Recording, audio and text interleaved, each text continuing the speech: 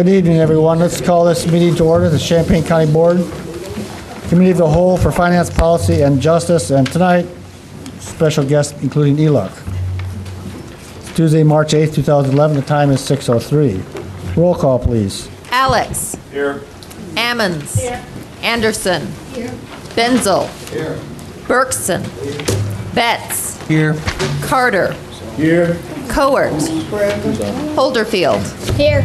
James. Here. Jay. Jones. Kurtz. Here. Langenheim. Here. McGinty. Here. Michaels. Here. Mosier. Nudo. Here. O'Connor. Here. Petrie. Here. Quisenberry. Here. Richards. Present. Rosales. Here. Sapp. Here. Schrader. Here. Weibel. Here, we have a quorum. Mr. Jay is sick. Mr. Mosier is out of town. Seek approval of the minutes for the February 15, 2011. Please note that this lilac colored item has a correction. I believe it's lines 703 to 706. Is that correct? Yes. That's out of the one that's in the agenda. Was that moved by Mr. Rosales? Who moved that? I hear Mr. Rosales moves. Is there a second? Second by Ms. Anderson. Discussion. Ms. Petrie. Again, a point of information. During this meeting, I asked for some data from the nursing home consultant. Ms. Petrie, we're asking, this is a discussion on whether the minutes are accurate or not. Okay. Okay, thank you. Further discussion? All in favor? Aye. All opposed? Motion carries. Seek approval of the agenda, and we have no addenda, just the agenda. So moved. Moved by Mr. Rosales, second by Mr. James. Discussion. Seeing none, all in favor? Aye. All opposed? Motion carries. Public participation. Mr. Mark Thompson.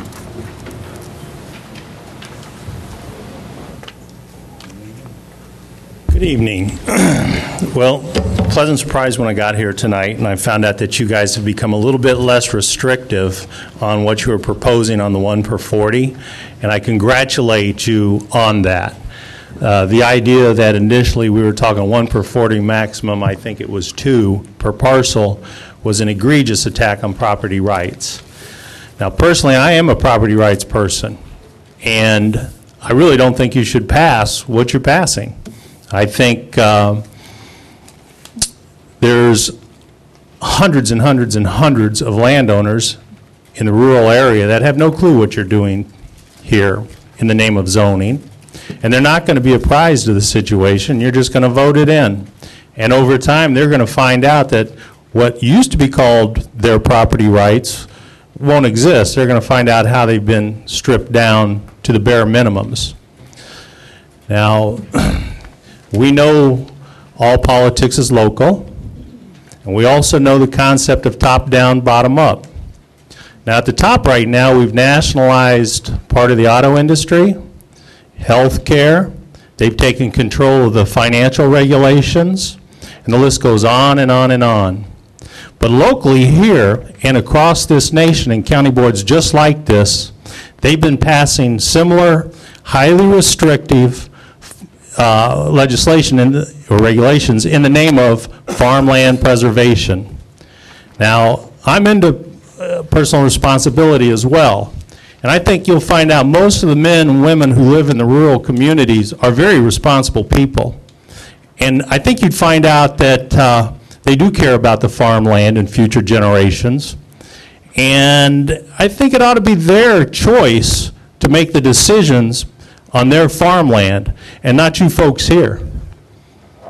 I think this concept of the collective has a place, but when it is so extreme, I guess the word is takings. When you pass this, it's called takings, because where someone might have made some money on their personal property, which a lot of property is all about making money so you can continue through life.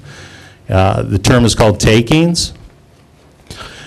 I believe other communities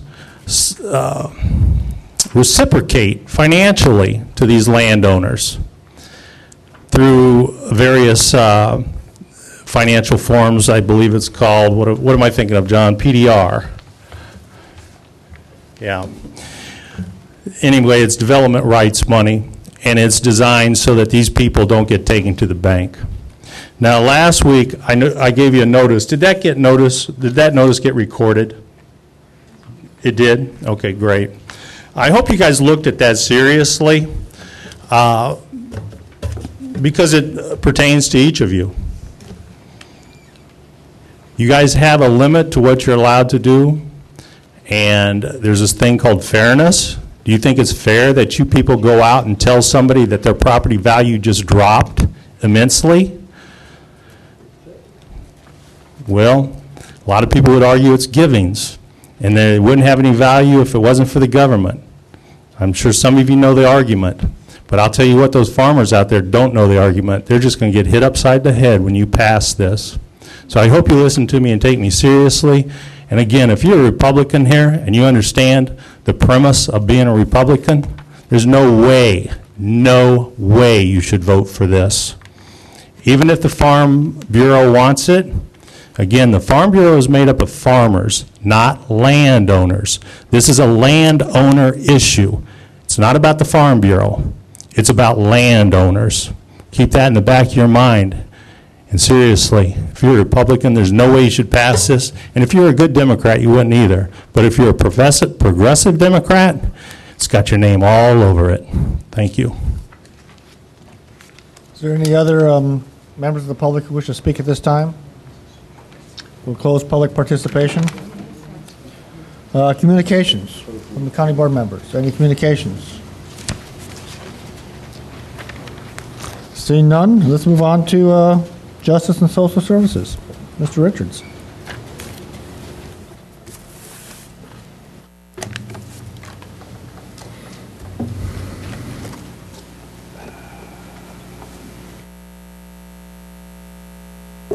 Okay, we're continuing with our series of departmental presentations tonight. We're going to have presentations from Court Services and the Public Defender's Office tonight. We'll go ahead and get started with Court Services.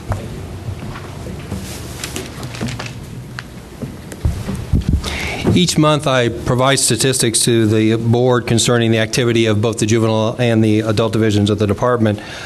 Tonight what I've attempted to do is give you a comparison of a 3-month time frame from November, December of 2010 and January of 2011 compared to November, December of 2009 and January of 2010, just to give you some ideas of the activity during those two specific time frames. I'm not going to go through all these in detail, but I would like to point out a few things associated with this. You can see that we have a pretty active juvenile court. You can see the number of petitions filed in the first graph. Quite a bit of an increase from the previous time frames.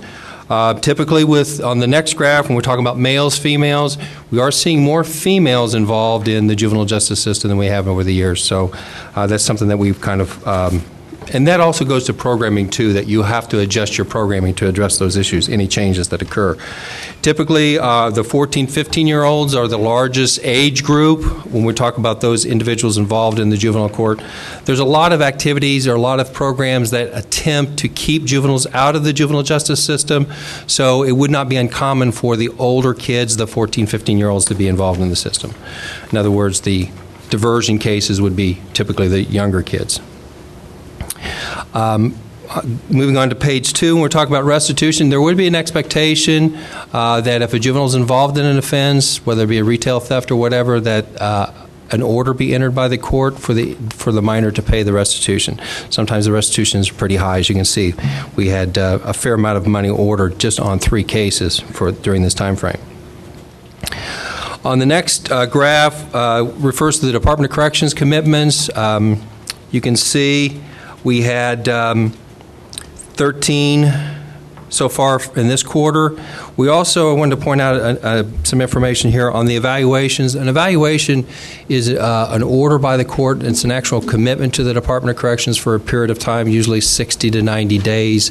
Then the minor is returned to court. His progress during that 60 or 90 days is reviewed, and then the court can either reaffirm that commitment or vacate the commitment. Typically, it is vacated, and the minor is then placed on probation. As for the, moving on to page 3, as for the numbers associated with probation and court supervision, they're fairly consistent. We will have some peaks and valleys, but over a period of a 12-month period of time, we'll typically have about 150 juveniles under court order at any one time. We have a very active juvenile court. Therefore, we have a lot of cases that are being processed and a lot of reports being filed with the court. And you can see on the next graph to the bottom of page 3 the number of not only the social history investigations, but also the number of remission or review reports. And this is important because the court, historically speaking, Champaign County has always had a very active juvenile court, and very active in that the court likes to watch the minors very closely. And on these situations, when we're talking about review hearings, it would not be uncommon for a minor to have to come back to court, say, every month or every 6 weeks, and the court will review his or her progress during that term of time. In other words, how well that individual is complying with the orders of the court. Now, as to the adult division on page 4, once again, the statistics from the various time frames that we talked about, you will see pretty active number of intakes for so far for this particular quarter. On to the next graph, the male-females. Once again, you can see that we are experiencing a fair number of females also involved in the criminal justice system. As for the age of the adult offenders, typically the age group 21 to 30 is usually the largest group that's involved in the criminal cases. On to page 5, once again, getting back to restitution, you can see also on the criminal side there would be an expectation that if restitution, if a victim is due restitution, that would be ordered. And once again, you can see there's a fair amount of restitution that is ordered. As far as the breakdown on the cases, and this is the way it really should be, you can see there's a fair number of the overall caseload dealing with felony cases, and as I said, in reality, that's the way it should be. It should be the more serious offenders that we're dealing with and not the misdemeanor offenders. On to the last page, once again, just referring to the investigations, you can see that pretty active court, both last year at this time and also at the present time. And the last graph has to do with the number of commitments to the Department of Corrections on the criminal side, the adult side. This would be for individuals that are under court order. They fail to comply with the court orders. They either return to court on a revocation of their probation or they get another case and they're committed to the Department of Corrections. Any questions? Yes, Tom. Do you keep any statistics in relationship to the graphs that you have here that involve racial breakdowns, black, white, Native American, Hispanic? We do, and that is one of the categories in the overall scheme of statistics that we supply. Typically, on the criminal side, it's usually about, I'm going to guess here, I'd say it's probably about 50-50. On the juvenile side, it's much higher. Typically, African Americans probably about 60 to 65%. And in relationship to those that are committed to DOC, is there a breakdown? We do have a breakdown. We do that in our typically at the end of the year. I would say that would be fairly consistent with the 65-35, perhaps maybe even higher. Is that for juvenile or is that for adult?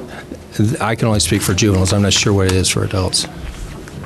Typically it is, and that is one of the issues that's being addressed not only in this state but throughout the country, the disproportionate number of minorities, not only in the system, but the disproportionate number of minorities that appear to be or that are committed to the Department of Corrections. Yes? Are those stats available online or on the website? They are not. Well, the stats that we supply, Right. You mentioned racial categories were given to us on a monthly basis, well, or your monthly stats will have that all in it. You wouldn't have an entire year, but every month you should be able to see that, both on the juvenile side and on the adult side. for those that might be interested in seeing those stats, they would be available on where? They would be on the webpage. Okay. The monthly stats. That's what I was asking. Okay. The annual report is also on file in the county board office if you ever want to see the court services annual report. Yes. Joe, in terms of juvenile issues, what's the break, and I don't know, you might not know this, in terms of station adjustment, the numbers in station adjustment that succeed and the numbers that go into YDC? That's an excellent question. We have, in Champaign County, we have a very active system associated with the formal station adjustments. These are cases where they're diverted or they're not passed on to the state's attorney's office for processing. We've been doing a lot of work with the local departments on that whole issue. I don't know what those numbers are, although I do believe one of the new programs that we've implemented in the last year, PLL, does have some statistics, and we'll continue to work on those statistics. In those cases, in those particular cases, the numbers are really good. The outlook is very good. But it's still early. As to the a formal station adjustment not getting into the system, we are in the process of tracking that, but I couldn't tell you how successful one program is over the other. May I have a follow-up? I actually am very supportive of station adjustment. I also, when you do develop the report, I would like to see a breakdown on racial in terms of those who are brought into that system for station adjustment and the number of African Americans versus Caucasians that go on into YDC. Okay. There's been some rumors, and I would like to see the statistics that say that the rumors are wrong, quite frankly, but I don't know. Keep in mind that the formal station adjustments, those would be cases that would be handled by the police departments. They wouldn't necessarily come to us, so our department wouldn't track those. So individual police departments would track the formal station adjustments. May I have one more follow-up? Can you simply ask them? They're not going to tell me. You are the funnel that it's being filtered into. My guess would be that they would also have a yearly report or a yearly plan, much like we do, that would outline those numbers. I don't know what they are for, say, Champaign or Urbana. I certainly will look into it, and I can report back next month if you'd like.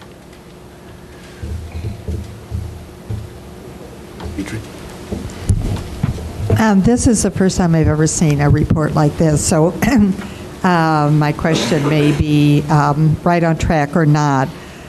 But when you mentioned 150 juveniles on probation, and that is sort of the way it goes month by month, is there any breakdown of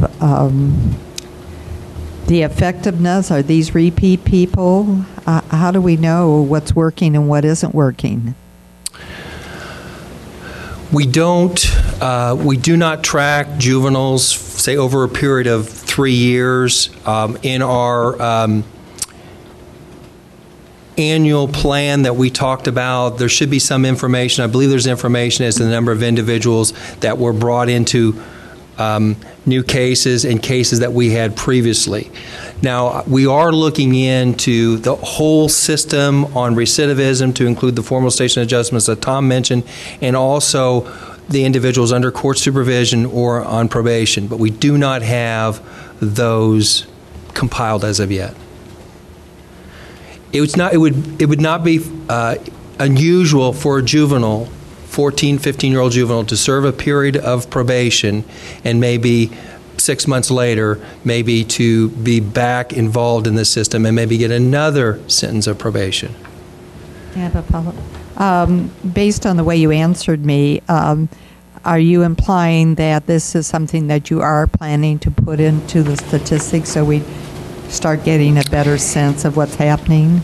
If I would do that, it would probably be over a period of a year, 2 years. I wouldn't do it on a monthly basis. It would be part of a yearly thing. Right. Thank you. Could certainly do that. Any other questions? Mr. Betts. How many, those, and maybe this isn't what it's happening, but the public school systems seem also to be with the police and the teachers reporting incidents. I'm sorry. How is that system working in terms of the public schools as a funnel into your system? Well, we would be toward the tail end of the system. Typically what would happen on a situation, say at one of the local high schools, the school resource officer would go ahead and compile a report. Typically the police departments, contingent upon the offense, of course, but if it was a misdemeanor offense, they would almost always do a formal station adjustment or be a warned and released, admonish the juvenile, and that would be the extent of the disposition. The formal station adjustment could then be referred to an agency for the monitoring for a period of 3 to 4 months. And during that period of time, they might expect the minor to do certain things. In other words, stay out of trouble at school and comply with household rules and regulations. That agency would then report back to the police department as to how well the individual did, and then that would end that formal station adjustment.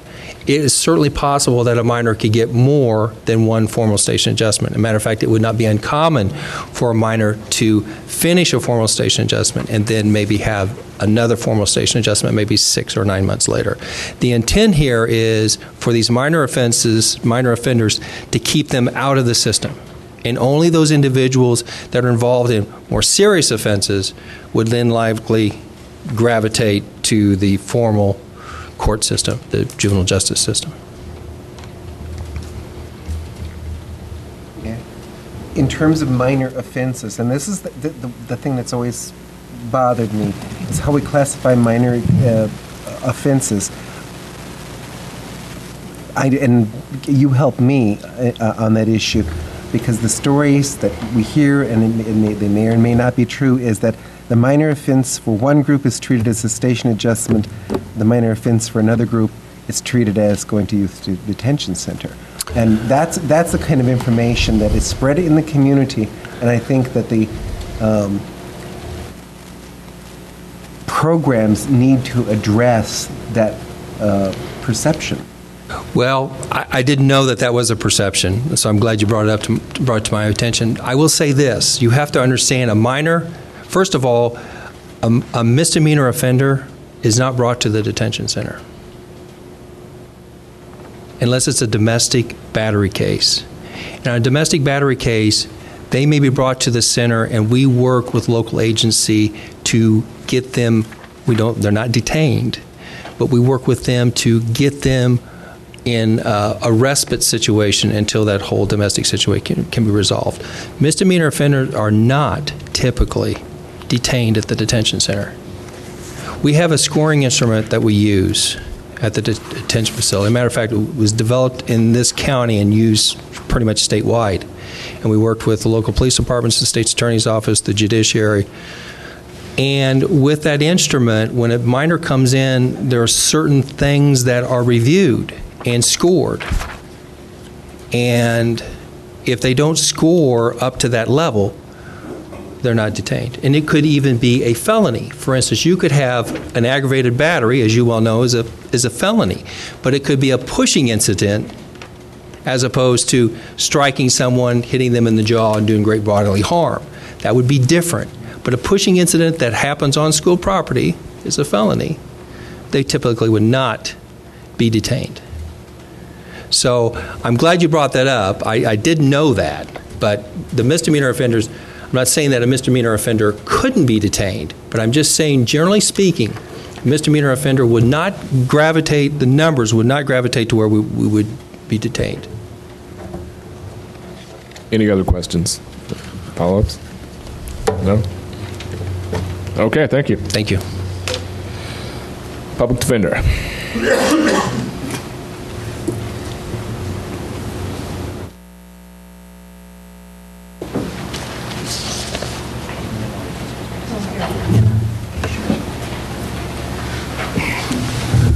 Let's see how low this can go. Oh. Good evening. My name is Randy Rosenbaum, and I'm the Champaign County Public Defender. There are two things I'd like to do tonight. One is to just give you an overview of my office. Some of you are new to the county board. Those of you who have been on the board for a while may not have been on justice. And to give you an idea and an overview of what it is that we do on a regular basis. And the second thing I want to do is to talk about challenges that we have, particularly in light of the budget crisis that's been going on, not only here in this county, but around the state and the country. First of all, to start with the overview of what it is that we do, a public defender's office is not a luxury. The public defender's office is required under the Constitution, and every state is allowed to set up its own system. And in Illinois, there's a statute that sets up the system. In Illinois, most counties set up their own public defender office. The public defender is appointed by the judiciary, and they work at the judiciary's pleasure. I was appointed by the local judiciary back in 1998, and I guess I'm in my 13th year now as chief public defender. We have assistants who work for us, and I assign those assistants jobs within the office. The judiciary tells me how many positions I can have and support staff as well, but certainly the statute requires the county board to be the funding mechanism for any of those things. So there's sort of this dual relationship that I have with the judiciary as well as the county board. Public defenders get appointed basically for people who cannot afford their own lawyers in criminal cases. The statute also permits us to be appointed in other types of cases such as abuse and neglect cases, civil mentally ill commitment cases, and the like. The attorneys in my office generally start in traffic court as their new attorneys and elevate up to misdemeanors and eventually felonies. They have their general caseload that they handle. There are also office responsibilities everybody has, such as doing arraignment court, which is every day of the week when people are first told what the charges are, and bond court, which is similar to that on the weekends. The life of a case, and I'm not going to belabor this point because I don't think you really need to know all of this or want to know all this, but when we get cases out of arraignment court, we assign them to lawyers, and every courtroom, whether it's a felony, misdemeanor, or traffic courtroom, have a series of pretrial conferences every month. Those are status dates. The judge wants to know what's going on with the case. Many times the cases are set for trial. Many times the cases are set for plea. If we still need to work on them, the case might be continued to the subsequent pretrial date. It's during this pretrial process that normally goes on for at least several months. We are reviewing the police reports. We are talking to witnesses and doing investigations. We're doing legal research, filing motions, and perhaps most importantly, we're negotiating with the state. Most of our cases are resolved by plea bargains. The vast majority are. The ones that cannot be resolved by plea bargains go to trial. And my staff, as Joe said earlier with his statistics, active. My attorneys are very active in court. Most of my attorneys are in court every single day, sometimes at these pretrials handling 150 cases in one day, and we try a lot of cases. One of my misdemeanor attorneys tried 3 misdemeanor cases in 1 week.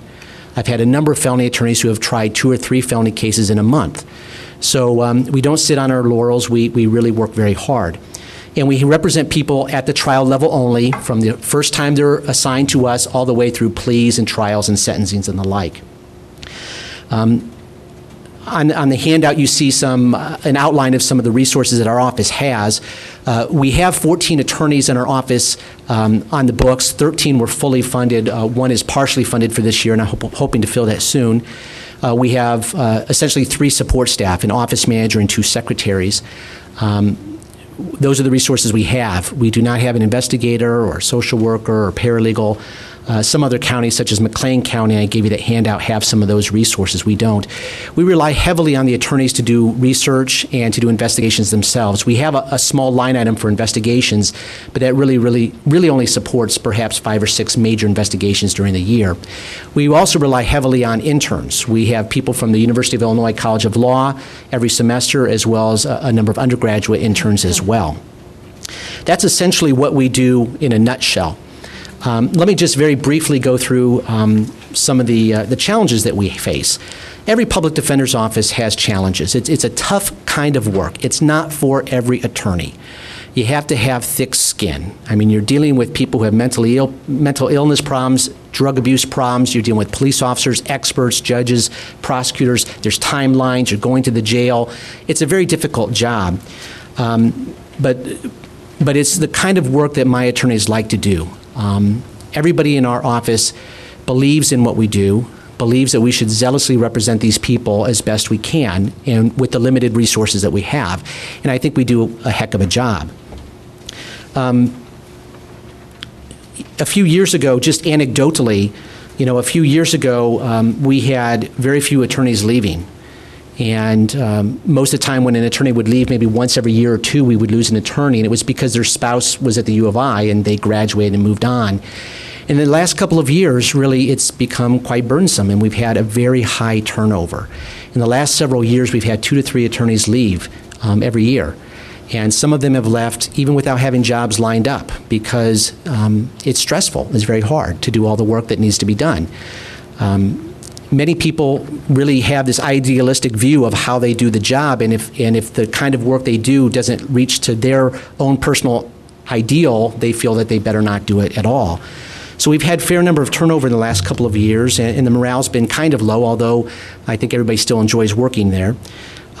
Because of the hiring freezes, when we do lose an attorney, we're down for several months. So that's had a burden on us. And because we're very personnel heavy, we don't have a lot of commodities and services, that when we've had the budget cuts, and I understand they are necessary, they've taken an enormous toll on us because it's basically been personnel. There have been some realistic outcomes to that. More cases have had to be continued than we would like. We've had more complaints that I have to deal with from clients about their lawyers, which I have to deal with. We wanted to start scanning some old documents about a year ago, and because we've lost a secretary's spot, we haven't been able to start the scanning, something we'd like to do. So I wanted to just put a real face on our office, because I know that when you read about us or you hear about us, oh, you're statistics, you're processing people, and I suppose in a way we are, but we're doing the best job we can, and we do a darn good job with the resources that we have, and the people like being in our office, and we do a good job. But there have been strains, and we're hoping the budget looks better in the coming years. I just want to end by just saying that, it's hard to compare our office to other offices because of charging instruments and the way prosecutors charge cases and the dynamics and demographics in a county. We're no different than any other county. I mean, there's a lot of crime everywhere. Public defenders have high caseloads. They work for lower than market salaries. They don't have a lot of resources. But I think, and I hope in the future, that this board will help our office as best it can in providing other resources to help us get us up to where I think we need to be. We do a very, very good job with the resources we have, but I think that as the county's done in the past, you've cut a lot of fat out of the budget, but our office, I think, had the fat cut out a few years ago, and now when budget cuts come, you're cutting into the bone for us. But we continue to do a good job. I expect and I demand good work from my attorneys. We get good work from our attorneys, and I hope to continue that work. So anyhow, I'm happy to answer any questions that you may have about our office and how we function. Ms. Petrie.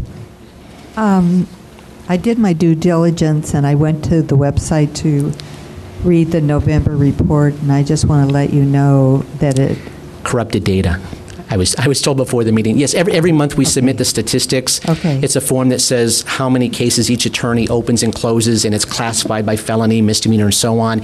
We submit that to the county board, and it goes up on the web, and yeah, I'm sorry, but for some reason that was corrupted. I'll tell my secretary to resend it tomorrow. That was just to let you know. Okay. And I'm curious why it's only November 2010 when we're in March of 2011. Well, we had a deadline of a week or two ago to submit the December ones, and we got those in today. I have 3 support staff.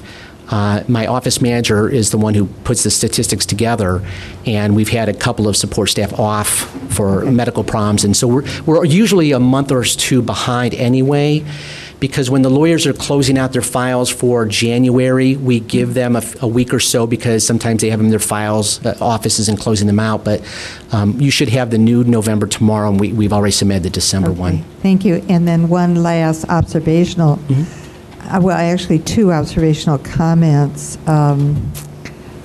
I don't know, I mean, it's not county board business, but I am a little amazed at the steady increase of the case trends for the juvenile delinquents. It's upward and outward quite Well, a bit. yeah, I have no control over the number of filings. No, I'm not saying you do, but right. I don't. tells us something, doesn't it? I think it may tell us something as a community and a society, and I know that Joe was mentioning the numbers of juvenile cases have gone up in the years, and I don't know the reason for that in particular, but it has affected our office. We used to have one attorney doing all the juvenile delinquency, now we spread it out among 3, essentially.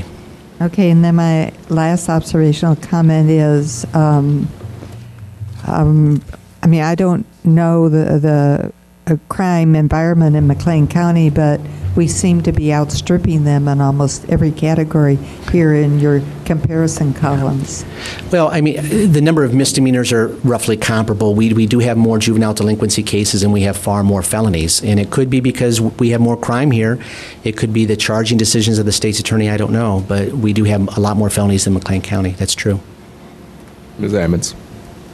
I wanted to ask you, I don't quite understand this, and maybe this would benefit me. I'll give you 2 questions. One comment and one question, just to be fair. But I have sat with you, as well as watched the work that comes out of the Public Defender's Office, and saw the just overstretched experience of the attorneys in that office. I don't quite understand why the Public Defender's Office, which is funded by the county, and why the State's Attorney's Office, which also gets its funds through county and other resources, why aren't they equitable? I don't understand that. Well, the State's Attorney's Office has more attorneys because for 2 reasons. One, they handle civil cases as well, representing the county board and so on. So they have a number of attorneys who represent them for you guys. Plus, they're handling not only the cases that the Public Defender's Office has, but that private attorneys have as well. So I would never expect to have, if they have 22 attorneys, I would ever expect to have 22. So that accounts for most of the difference in numbers. The last comment would be that, of course, we know you guys do a good job. You do the best job you can with 13 people and 400 cases, spread out among you and more. I would recommend you to any of us here at the county board, if you need an attorney, to pull one of you, if we could, so that they could have the experience of sitting in the hall waiting on an attorney. That's the stuck with 13 attorneys for 400 plus cases. And I think the county board has a responsibility to make sure that we can not only provide for those attorneys so that they don't leave, which is what we want in the county to retain our good staff, right? Attorneys leave because they're overwhelmed, or they go off to other jobs, or they get better pay. So this is a reality in the field, but we also have to put some proposal to keep those attorneys that we have and increase it and make it worth their while, so to speak, to stay here at Champaign County. Otherwise, I don't think you've had a stable month in the last 2 years in the Public Defender's Office. Yeah. Well, the only comment I would make about that is that I get very few complaints about my attorneys for doing a bad job. Most of the complaints that I do get, if I get any, are I've been trying to reach this attorney and they don't seem to have any time on their calendar to meet with me. And sometimes that's because they're in court all the time and they may only have a few slivers of time to meet with clients, and it might not always coordinate with the clients. So having a lot of cases means you're in court a lot, and that sometimes is troubling in terms of setting up appointments. It's true. Mr. Quisenberry. Yeah, can you explain to me the difference between the statistics on the first page for 2009 and 2010 and those listed on the second page? Yeah, the statistics on the first page are the actual cases that my office was appointed on in a given year. And it may actually exceed the total number for a year that were filed by the circuit clerk. Because the way we keep statistics are, if someone's arrested today, it's going to come up as a March 2011 statistic. If someone was put on probation in 2010 and the state's filed a petition to revoke that probation now, it will actually pop up on the system as a new case we've gotten. So on this first page, those are the actual number of cases for which the court has appointed the public defender to us on a felony case or a misdemeanor or juvenile delinquency case. Mm-hmm. The statistics on the second page are the actual total number of cases that were filed by the state's attorney with the circuit clerk. So those include private cases, public defender cases, and only those new cases that were filed in a particular year. Okay, then I would expect the numbers on the second page to be higher, because more would be filed than... No, if last year they filed 100 cases, and this year they file 100 cases, you may actually have more public defender appointments this year, because on top of the 100 new cases, you have petitions to revoke from cases that had started in the prior year. Okay. So it's confusing. I apologize. Ms. Michaels. That was exactly my question. Mr. Betts. And I'm speculating a little bit, but in relationship to McLean County and Champaign County in terms of the appointment of counsel on misdemeanors in particular, one of the things McLean County State's Attorney's Office did in the past, I don't know if they're still doing it, is they would write at arraignment, waive jail time for the defendant, and thus there would not be an appointment of the public defender's office in that county. And I think that policy may account, at least on misdemeanors, for some of the differences. Now, in felonies, I cannot imagine the state's attorney's office actually waiving the jail rate, but I do know that counties do that. I know that Champaign County has never done that as far as I know. Has that ever been talked about? You know, I think it may have been discussed briefly at some point years ago, but I don't think it went very far, and it may very well have been sort of the fairness of it. I mean, if you're charged with a misdemeanor, but they take off jail time, which is a good thing for the individual, but now they don't get a lawyer, you know, and so I think perhaps it was like, you know, maybe we should have a lawyer. So, but I don't know what ever became of that. I know there are a lot of strategies that other counties have used to decrease caseloads. For example, some counties will allow you to plead guilty earlier on in the proceedings to avoid multiple court dates and things like that. And our county has done a really good job. Our judiciary, the state's attorney, the sheriff, myself, Joe Gordon, we've been on committees together talking about jail overcrowding, and we're doing our best to kind of move things along as quickly as possible. But, you know, we don't get to pick and choose our cases. If they file X number, we get appointed to X, and that's what we do. Ms. Berkson. Some of the kids that I used to know through one of my sons said that they had been caught with drugs and been told, if you plead guilty to a felony, you'll do no jail time. So without ever seeing a lawyer, they just plead guilty to a felony and do no time. And they don't have any idea what that means for the rest of their lives. Can you explain that? Well, I mean, I can't comment on a particular case, but I mean, certainly we get the police reports from the state, and we negotiate what the state offers, and we do our best to talk with clients before court. We're always open for appointments. People make appointments. Hopefully they do. And we convey the offer, and hopefully the attorneys are telling them, here are the pros to a trial, the cons of a trial, the pros of a plea offer, the cons of a plea offer, and ask them what they want to do. You know, and the choice is ultimately up to a defendant, to a person charged with a crime, whether they want to take a plea or not. But I can't comment on a particular case. So, any other questions, Ms. Holderfield? Thank you. I just had a question. Do you have any statistics that are relative to students that are actually in the McLean County area versus the Champaign County area? How many are relative to ISU and the university? I mean, the number of clients we represent who are in school. Correct. We don't keep those statistics. The public defender's office is appointed to represent people who can't afford lawyers of their own, and we will represent juvenile delinquents, but we'll also represent college students if they're charged with felonies and can't afford a lawyer. I think there's giggling over here because if you're a U of I student and you're charged with a misdemeanor, their student fees have already paid for student legal services. So Tom and others there may have statistics on how many misdemeanors they represent, but we don't keep that statistic. Okay, so there's this. None of this is in. there's no reference at all whatsoever according to our population, because of course our populations counts at the University of Illinois. But I have no guess maybe information. that's an inappropriate question for me, right? No, it's not an inappropriate question. I don't know. I don't keep statistics on the number of people we represent who are college students or anything like that. Probation might have some of that information. Tom may have more, but I don't. Mr. Betts. Can you answer that, Tom? I can. You can go to my website. I keep statistics on the use of our office based on misdemeanor cases, traffic cases, etc., going back to 1978. So if you go on my website, you can get every annual report and every drop of that information. We make it all public.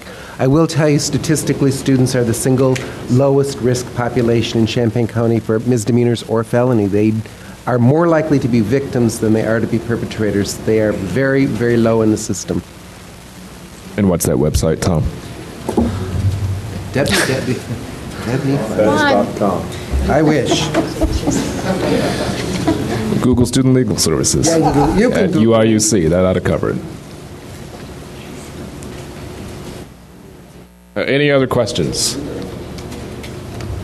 Okay. All right, thank you, Randy. Okay. We also have our monthly reports. We have animal control, Head Start, probation, and as you heard, the file for the public defender is not available online yet. We roll it in anyway. Would anybody like to make a motion to put those on file? I'd like to make an omnibus, I can never say that, omnibus motion and put all of these reports on file. Okay. There's a motion by Ammons, a second by Quisenberry. Ms. Petrie, you have a question? I do. I read the Head Start report as best as I could. It doesn't work well on my computer, so I didn't get the bottom half of every page. But however, on page 2, there was a comment in the report, eliminate expenditures by major categories. And I wondered if you would mind asking the folks at Head Start to get a better understanding why that decision was made, because I would think for us on the county board reading that report, it would be helpful for us to have those expenditures by major categories. I do understand why the folks at Head Start, maybe because they see this material all the time, it's just repetition for them, but for us who only see this on a monthly basis, it might be helpful. Well, those categories will be broken down in the budget, and I can certainly inquire further.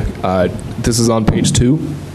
Well, on my computer, Okay. it turns out to be page 2. It's obviously going to be the top part of page 2, since, as I said, I couldn't read any of the bottom parts of any of the pages of these reports, and it states, eliminate expenditures by major categories in the report. Okay. I appreciate your checking that's on that. something to follow up. In the Thank you near very future, much. we're going to have them in to talk with everybody. Ms. Michaels. Just a little side note, Ms. Cohort and I were both at the meeting, and that was, I think, one of the things that we discussed is the way the financials and the way the expenditures and stuff were written out. So I think they're going to be working on that to have it a little more simplistic and have it more realistic. Yeah, we were both there at that meeting. Okay. Mr. Alex. I guess objection to the motion. I don't think microphone. Sorry. Well, I guess an objection to the motion. I'm not sure we can receive and place on file the public defender's report if we haven't actually gotten it yet. Sorry. I was wondering if Ms. Ammons would be willing to withdraw that from the motion as a friendly amendment. Okay, just a clarification. Isn't that what did we just get from the public defenders? I thought that was the report. We got the quarterly report or semi-annual report from the Public Defender's Office. The monthly report, is different from what he passed out. There's something he does every month that he's up through November that, as he was saying, the file was corrupted. I couldn't download it, but apparently it exists and it will be back on. So that has not been posted online. Well, actually, it has been posted, and there's a technical problem with the posting. He submitted the report, and it exists. It doesn't show up when you go to the internet to open it because of a technical problem. That will be fixed tomorrow. My point remains, it's a distinction without a difference. If we haven't seen the report, we can't accept it. Point of order. Actually, you don't have to see the report. It'd be nice to see it.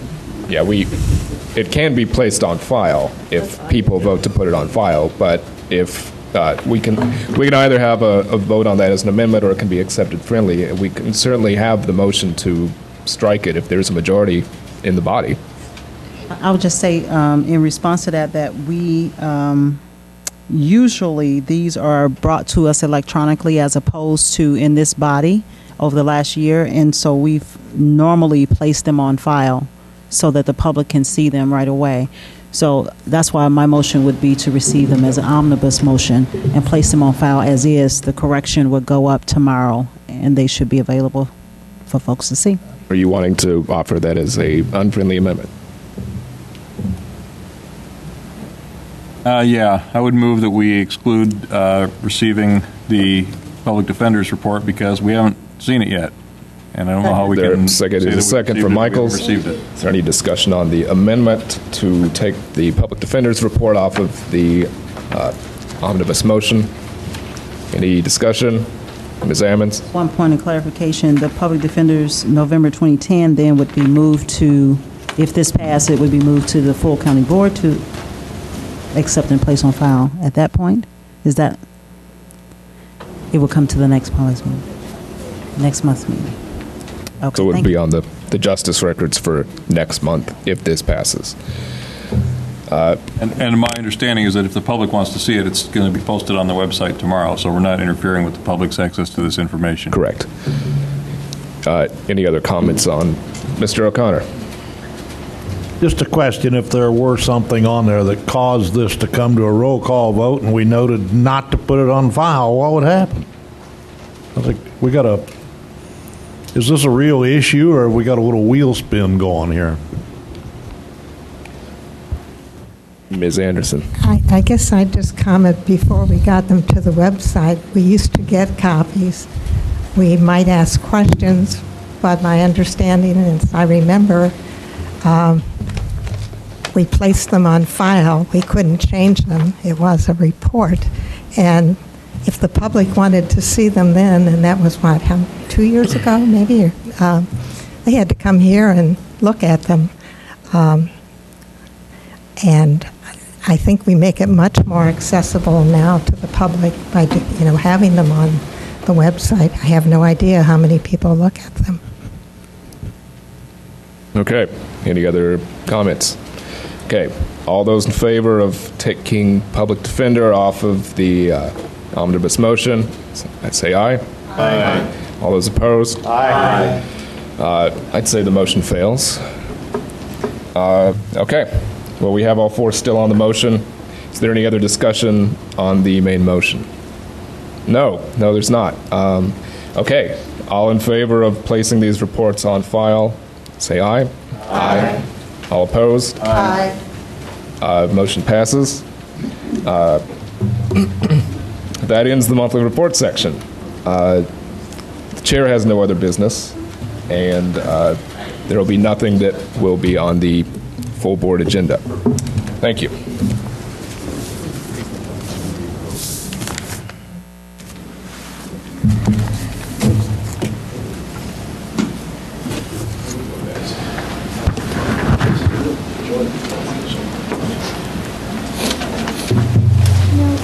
Did you bring your packet? I forgot to grab it. Wanted to do that. It's just, it's just there, Good evening. Let's get started with ELOC. I hope you brought your other packet from last week, which gives us all of the data. But if not,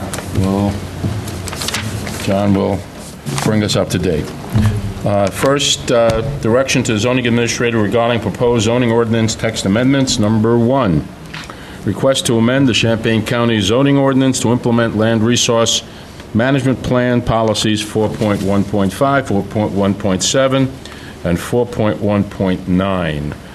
John, and on 4.1, I hope all of you has seen this update and simplified version of 4.1.9. It should be on your desk or given out to you at the caucuses. John, want to explain where we're going on this first? First, let me have a motion to. So moved. So move Anderson, Rosales a second, and let's go for discussion. Well, first, I guess we should be clear on what the motion is.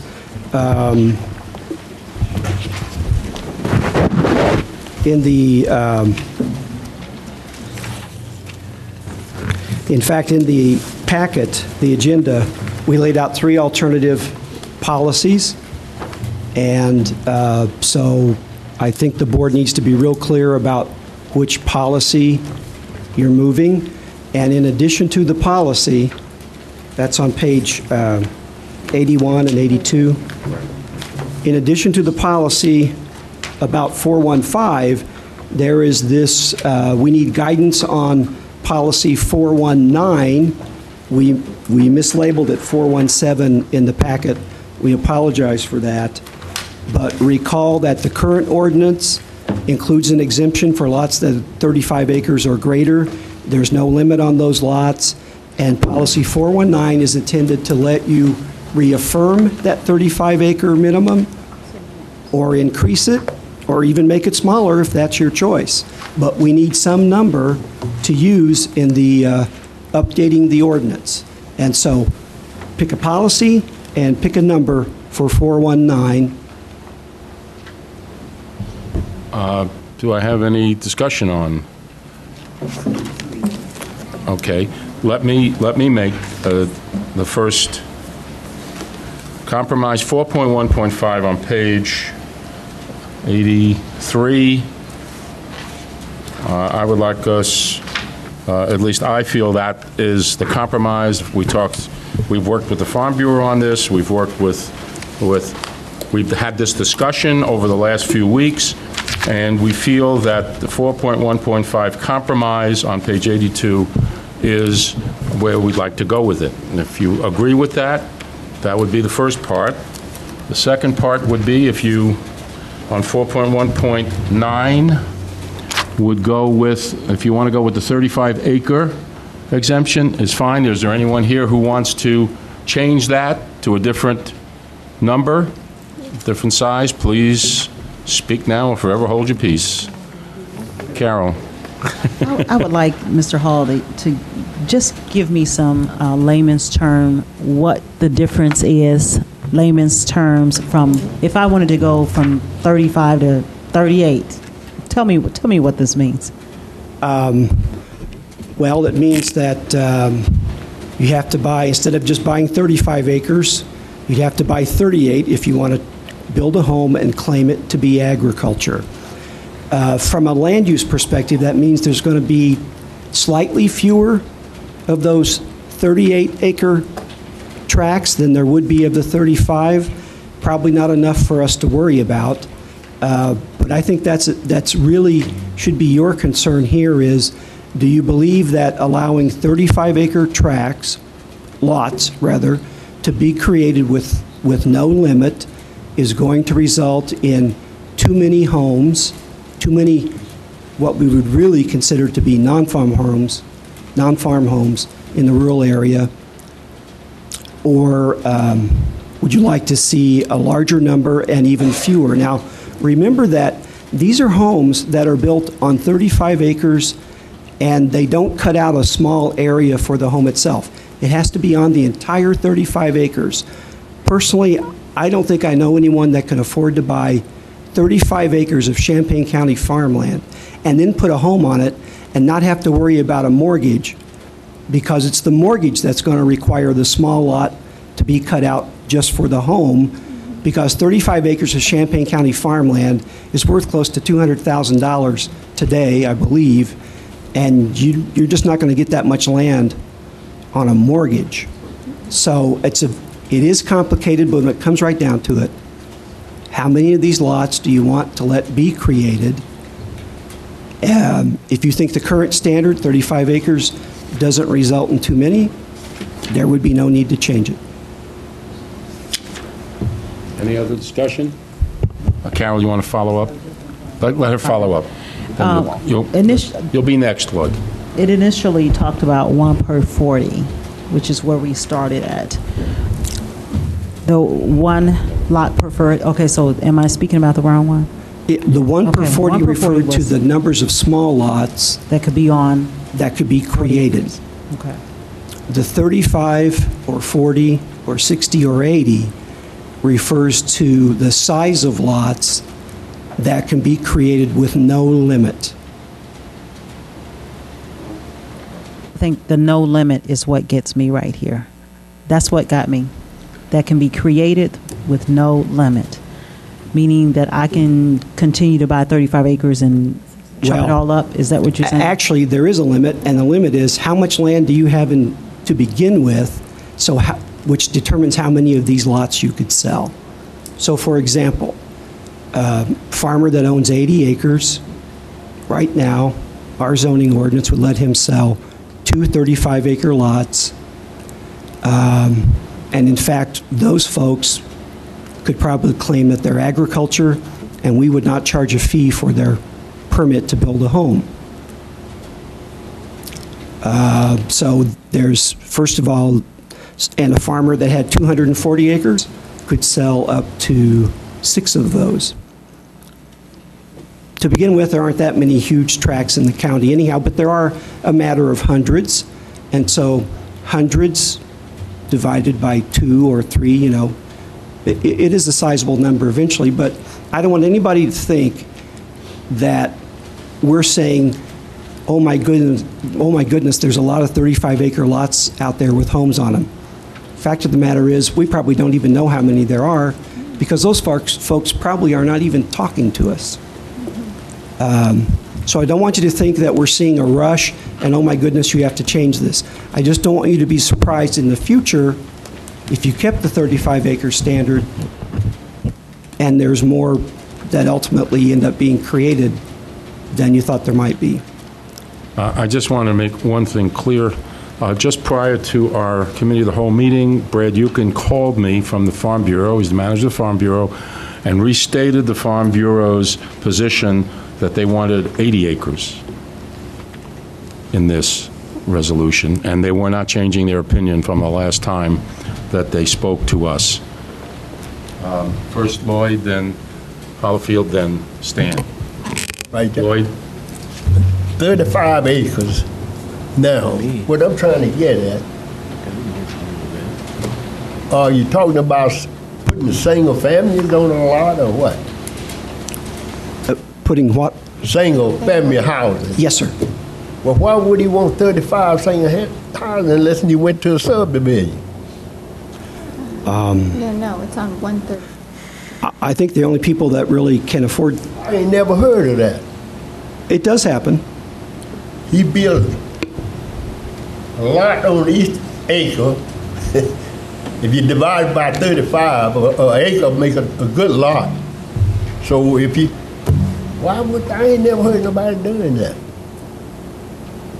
Well, it does happen. Either go to a subdivision or have one house on that 35 acres for his use. Well, since the county has limited the number of 1-acre lots that can be created, we've been limiting that since 1998, and it's gotten progressively smaller over the years. You're being asked now to lower it again, and I believe that every time you lower it, you're increasing the likelihood that at least a 35-acre lots will be created, because recently, when times were good, more people could afford a 35-acre lot. Again, I don't know anybody who can, but I know there are a lot of people in Champaign County that can. So the point is, Lloyd, Mr. Carter, in the long run, when we lower the number of lots that people can do by right, it's going to put more pressure and make it more likely that these large tracts do, in fact, get created. I can't put a number on that. I don't think it's going to be a great number, But it, again, is one of those things that we have a policy that says Champaign County will adopt a minimum lot size for these kinds of lots, and you've already got 35 acres as your standard. You can keep it at 35 and not change it. How many houses consist of a subdivision?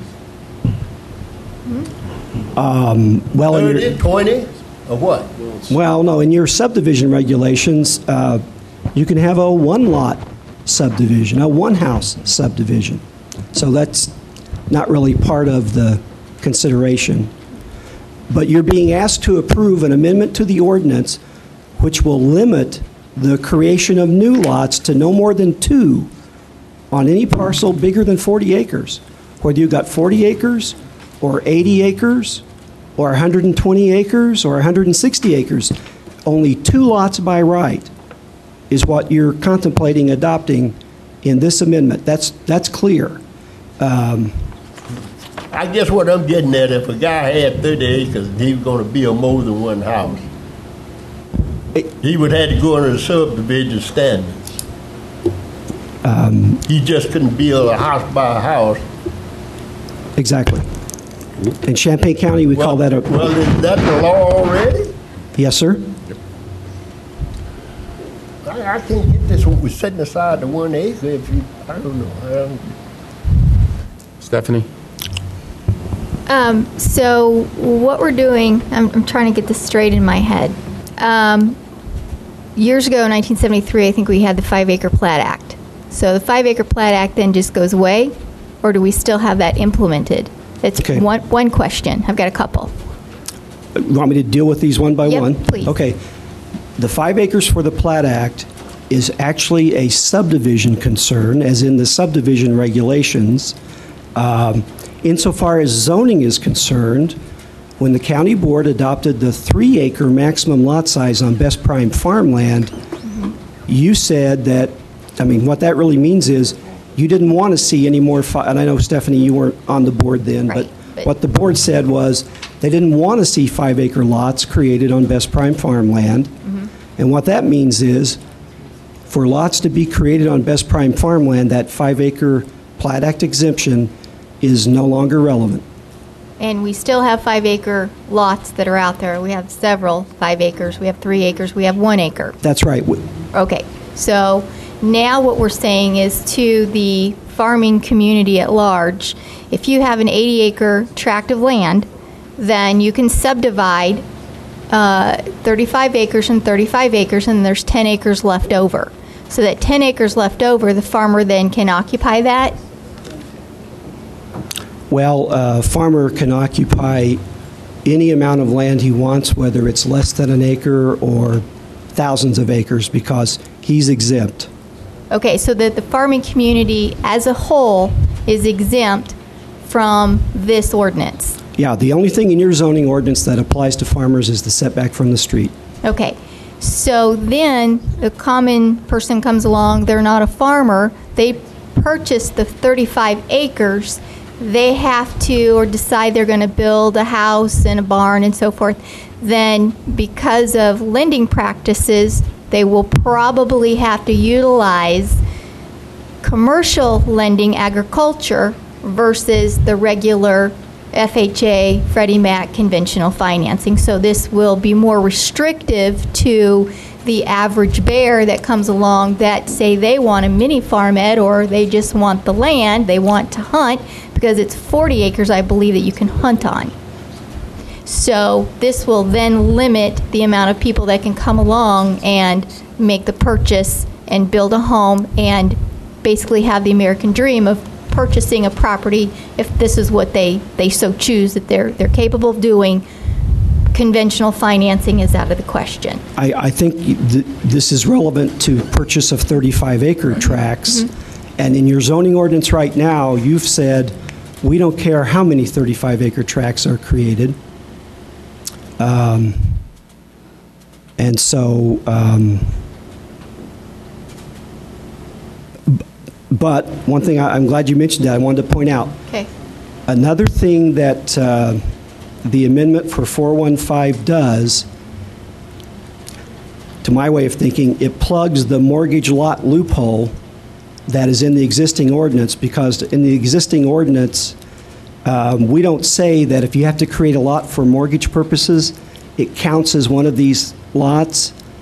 And I try to operate that way, but if someone wants to disagree, I've got nothing in the ordinance to point to.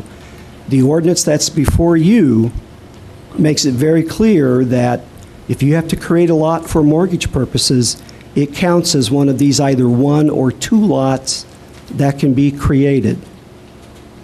Thank you, Thank you. Stephanie. Thank you. Thank you. Stan?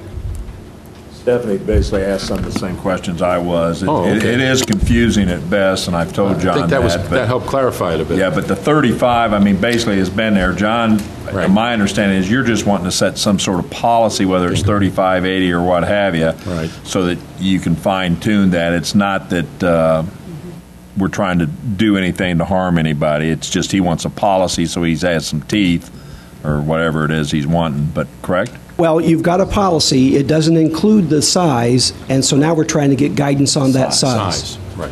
So the 35's worked, and I guess I would just say, like I told you, yes, there are people that can buy that type of land, but more than likely, you have to find a willing buyer, and you have to be able to expend that kind of money and build that. And nowadays, people just aren't doing that because they can't afford their gasoline, let alone building a house. But with that said, I don't see it as a big issue. I just think that if we push it up, my mindset is that where I've heard this 80 by the Farm Bureau, it makes it harder and harder for someone that may, like if Ben Cartwright was still around, I mean, if he wanted to build the Ponderosa, the poor guy have to buy 80 acres versus 35. Well, Mr. Cartwright would qualify for the ag exemption. That's right. That'd be his farm.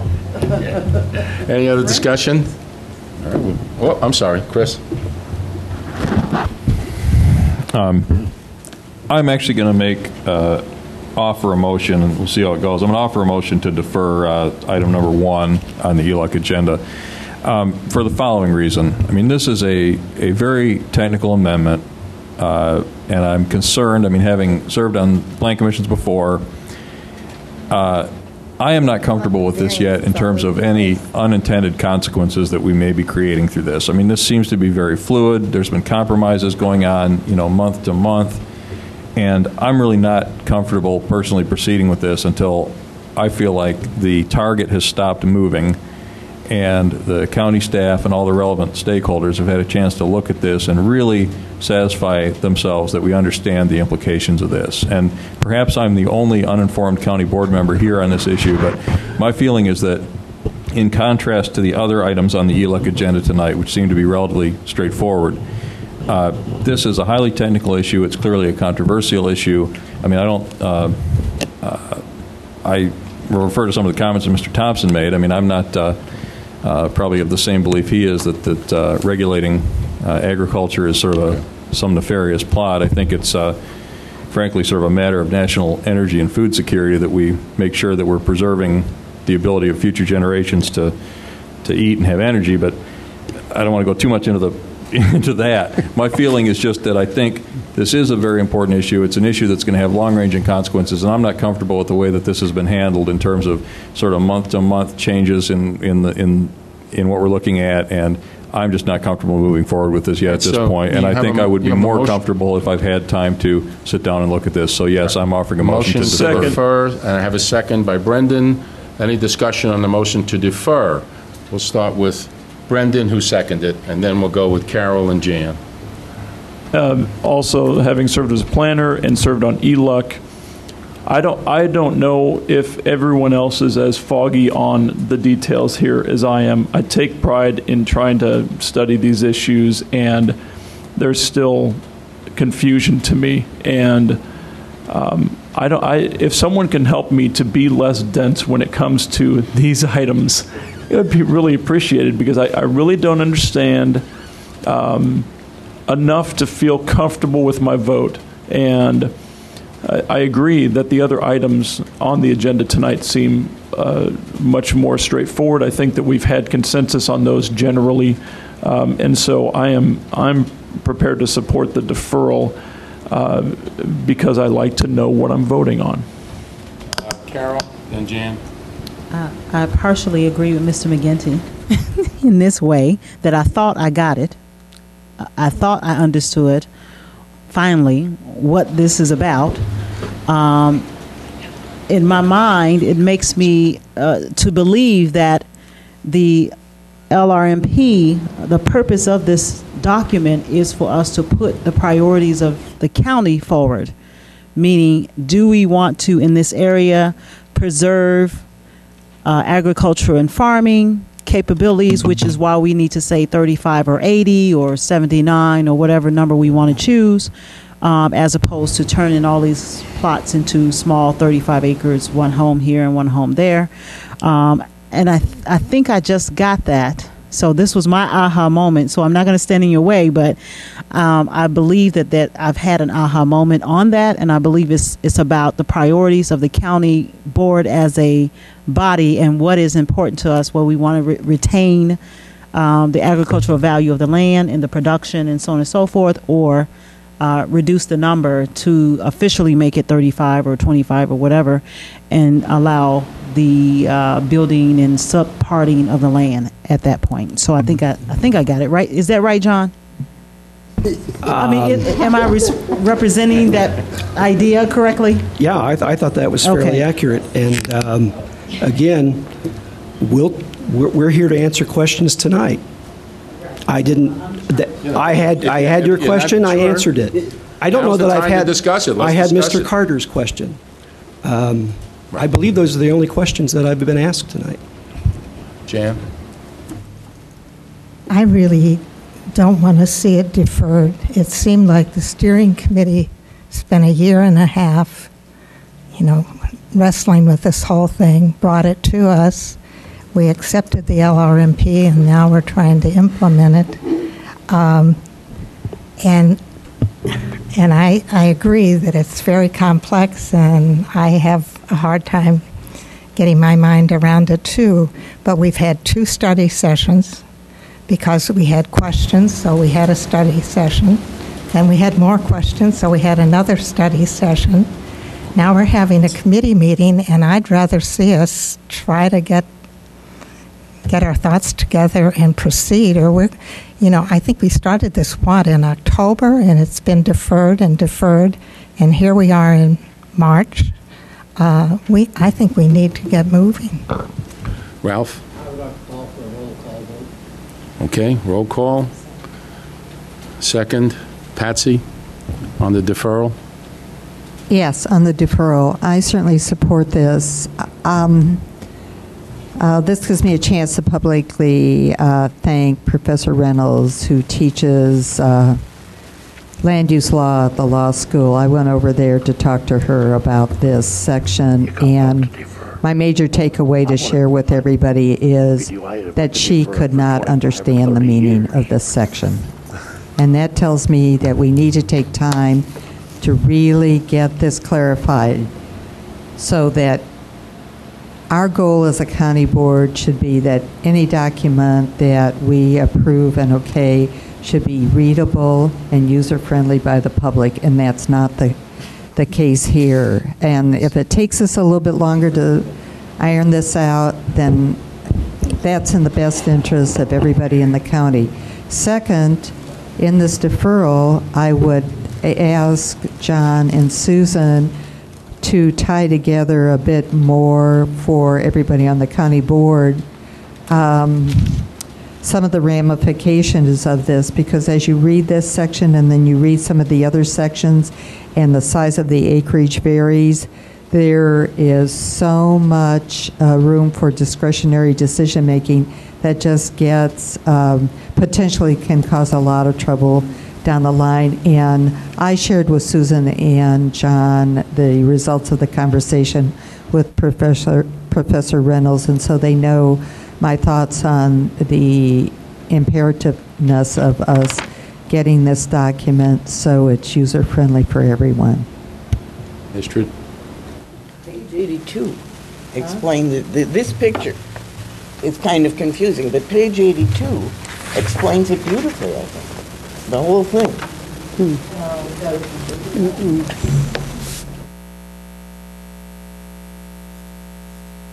All right, before we take this vote, I want you to understand something here. Tonight, we have a discussion period on this. If we defer it, when are we going to discuss it? The next time? And the next time? We're here now. We can answer your questions now. So if you're going to defer it, when are we going to defer it to? We're going to defer it to the next committee of the whole, and we're going to sit here and then ask the same questions again a month from now.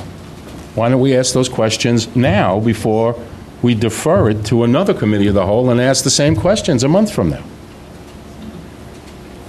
Lloyd. Well, Mr. Chairman, this is what I've been saying all along.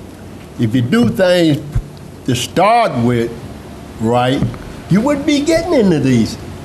You're letting the horse out of the barn to close the gate. That's ridiculous. That's what's wrong with this. Now, if you had done this up front, got everybody, we'd be out of here. We wouldn't be sitting here trying to, discuss something when really you're not going to get any place unless we get all these entities together inside the farm. Chris. As of 2 hours ago, my understanding is the Farm Bureau is still clarifying their position on this. Now, I'm not saying the Farm Bureau is the only organization that should have input into this, but my feeling is if you're asking, why do we come to these study sessions and talk about it, and then why can't we resolve it tonight? Well, the reason is the stakeholders don't seem to me to have sorted this out for themselves yet. Farmland is disappearing over time, and I think after many generations without some type of protection like this, we'll be in trouble. I don't think farmland is going to disappear at such a rate that we can't take another month to get this right. That's, I guess, all I have to say. I would encourage everyone Brendan, to did you raise your hand? Defer. Okay. Stephanie. I would just, I guess I'm one of those that I'm just still not feeling great about it. 90% of the state of Illinois is in farmland. And I think sometimes we forget that. Chairman, aren't we talking Yeah, we're talking about, we're just going I for realize the... that. And so, therefore, I personally am going to support the deferment. Support the deferment? Yes. Oh, okay. Well, we're going to take a vote. We need a roll call. Oh, I'm sorry. Is there any more discussion? Wait a minute. John, I'm sorry. Sorry, Kat. John? Thank you, Mr. Chair. I think it's should be answered. The question you asked, Mr. Chair, is, can you hear? Sorry, I'll get closer. Get a little closer to I the think mic. your questions had been answered. Where are we deferring this to? And I'll ask the maker of the motion, just a friendly question. When are we deferring this to, and what would you like from the staff to define? I would like to defer it to the next ELUC Cow meeting, and in the interim, I, at least personally, will have some more one-on-one with staff to clarify some concerns I have that have arisen recently based on comments we've heard from stakeholders, and I will encourage other county board members to do the same. Well, I can tell you Ms. Petrie did, and I thought she has been clarified, and I thought we discussed that when John, Brendan, some others. The staff is open to any board member who wants to discuss it, and we've been at this for months. If there's any question in your mind, all you got to do is pick up a phone or step into the office and discuss it. Brendan.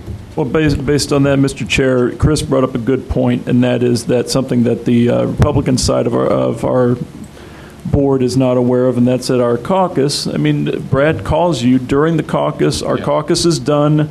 We all leave. You're on the cell phone, and we don't know what the status of that is. And then you come here and you say, this is what the Farm Bureau thinks. I've seen these interest groups change their mind on issues like this multiple times. So I think that I agree that it's important that we get some solidification of this before it's very hard for me to cast a vote when I don't know what I'm voting on. To clarify that, the Farm Bureau stepped up a few weeks ago, made a direct statement concerning the compromise and their 80-acre. Supported this. And the call to me this evening was to reaffirm that exactly. There was no change of policy or change of opinion by the Farm Bureau. I was just pushing, I was just communicating to you what was communicated to me by the manager of the Farm Bureau. John. I guess I'll support deferment only because I think I'd rather like to hear more, since it's been emphasized, Farm Bureau, more voices, preferably the whole board action instead of a handful on a small committee. What really the Farm Bureau backs, because that's what you have right now is a small committee on the Farm Bureau. And I would like to hear from more, preferably the board itself, what they decide. And I told that to Mr. Watson, to the president of the Farm Bureau. So that's why I'll vote for deferment. All right, so, one second. I'll have more discussion. We're going to defer this, if we vote affirmative, to the next committee of the whole, ELOC, and I would hope that each and every one of the board members who have any questions in their mind, sorry, John, here comes the big one, okay, that you call John or Susan, and you get together, and you clarify in your mind exactly what we're trying to accomplish here. Does that sound okay to the board at this point? Lloyd? Now, yes, that sir. is fine. Okay. Have anybody ever notified the people that own the property out there? See, this is where you're going. I can vote tonight. If you tell me, yeah, I send out a notice to all the home, property owners to come to the meeting. If they don't show up, I can vote for that. There's no problem. Yeah. Lloyd, you'll get that discussion, but first we're calling on the deferral. Let's call you. What's that? All right, call the question on the deferral. Okay.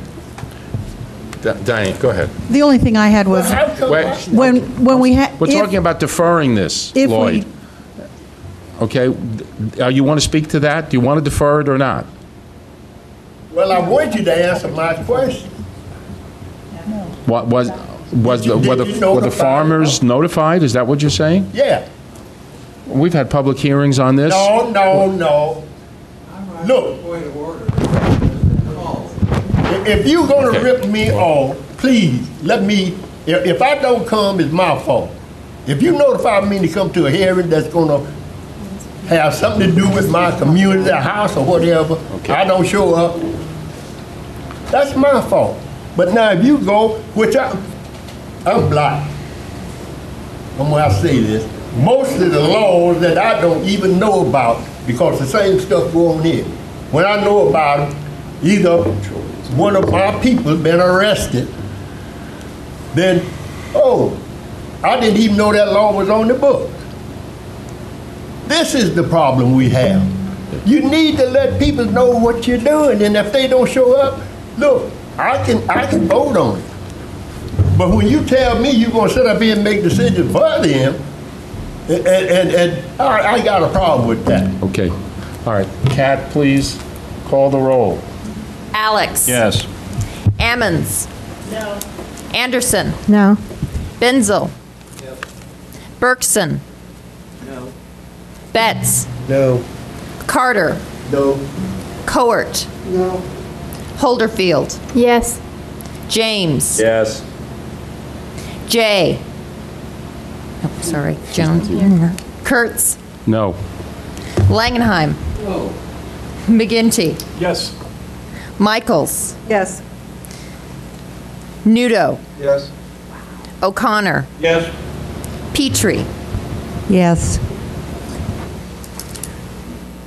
Barry's not back. Richards. Yes. Rosales. No. Sapp. Yes. Schrader. Yes. Weibel. Motion carries. Motion carries. 13 to 9. 13 to 9. Motion carries. Deferred. I would ask, we'll move to the next, but please, you have a month. Get a hold of John, get a hold of Susan, pose your questions, bring your materials with you, and sit down with them, and let's get this thing completed next month. It would be great if we came in next month and we called for a vote on this, and everybody said, I know exactly what we're voting for, and we all vote for it without one bit of discussion, I hope. Ron? One of the problems with that is when we show up an hour before the meeting or show up at the meeting and make a disclosure that we had a discussion an hour before the meeting and this or that has changed. So, that doesn't sit well. So one board member doesn't drive the decisions of this board. That's true. So, you ask us to get informed, yet then the rules change at the end. So don't bring that to us then. Okay, next, number 2. Request to amend the Champaign County zoning ordinance to implement land resource management plan policies 4.16, 4.31, 4.34. John, just give them a quick overview. First, a motion. So moved. Ms. Hollifield, second by Mr. Rosales. Discussion. John?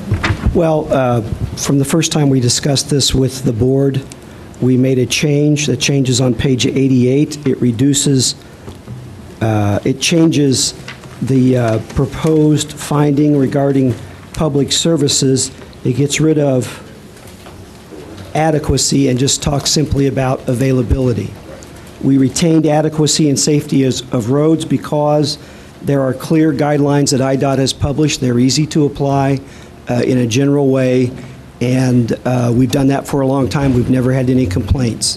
But I think actually the comments about using adequacy for public services was a good comment, and so that's the only change that we've made.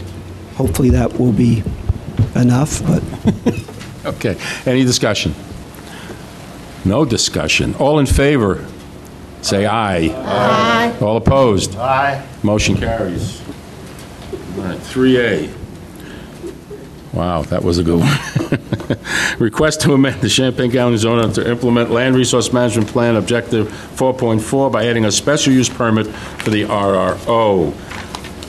So moved. Jan Langenheim, second.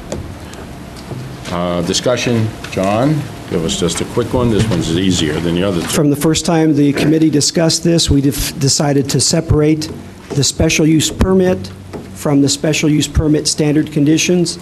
At the study session, I was just tickled pink with the discussion that the committee had about the various standards. But be that as it may, we weren't certain that we'd answered everybody's questions, and so we thought we might have better luck by splitting the special use permit from the standards. Any discussion? Chris? John, if you can just confirm my interpretation of your comments here. This is, the reason this is proposed to be a special use permit, the proposal here is that any RRO would require a special use permit, is that correct? And that the basis for that is that the state's attorney is of the opinion that we are on stronger statutory footing for imposing conditions in the context of special use permit conditions as opposed to special conditions just on the zoning. Is that correct? Yes, because by its very nature, an RRO is relevant to a specific plan. We never suggest that you condition any other rezoning on a plan. So this is comparable to what would be sort of a planned unit development type situation in an urban? It is more or less the equivalent, although that process actually allows much more flexibility than what we're proposing. Okay, thank you. Any other discussion? Okay, seeing none, all in favor say aye. Aye. Opposed? Motion carries. Thank you. Thank you. All right, let's move on. Now that's 100% there. Okay. 3B, request to amend the Champaign County zoning ordinance to implement land resource management plan objective 4.4 by adding standard conditions for the special use permit for the RRO. So moved, Carol Ammons, second, Jan Anderson. Discussion, John, just give it quick. Well, this proposes the 7 conditions that the committee discussed at the study session.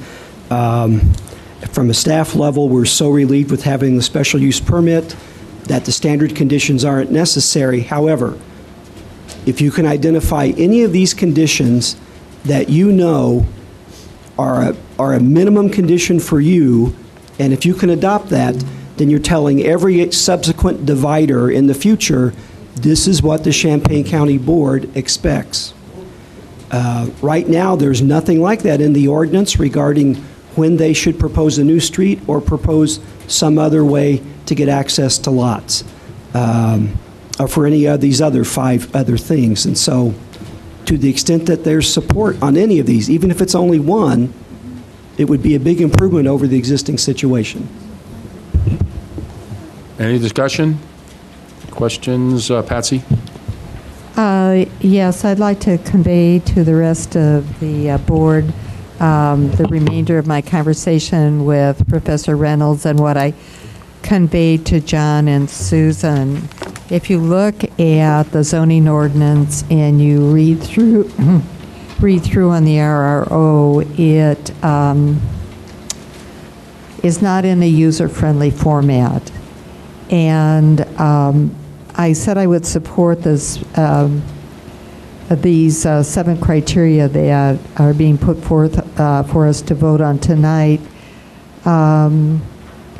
with the hope that the work program that previous board has approved with John and Susan be adjusted or amended to include that they create a procedural flow chart for anybody who is considering an RRO, because if you read the zoning ordinance, it is not easy to follow. There's too many references to other sections in the zoning ordinance, and in the spirit of making things more user-friendly for everybody in the county, I'm not very fond of the fact that a citizen has to hire an attorney to read our ordinance to understand it.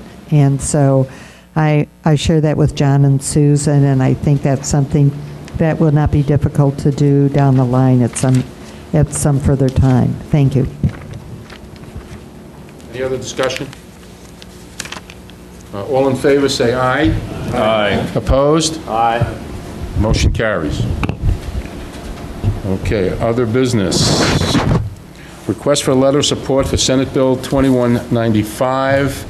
So moved. What is it? It was in your yellow packet from last time. I'm sorry. There it was, and here it is again. I'm sorry. It was, okay. Can you give us a little on this bill? Go ahead, John, so that they understand a little bit what we're talking about here.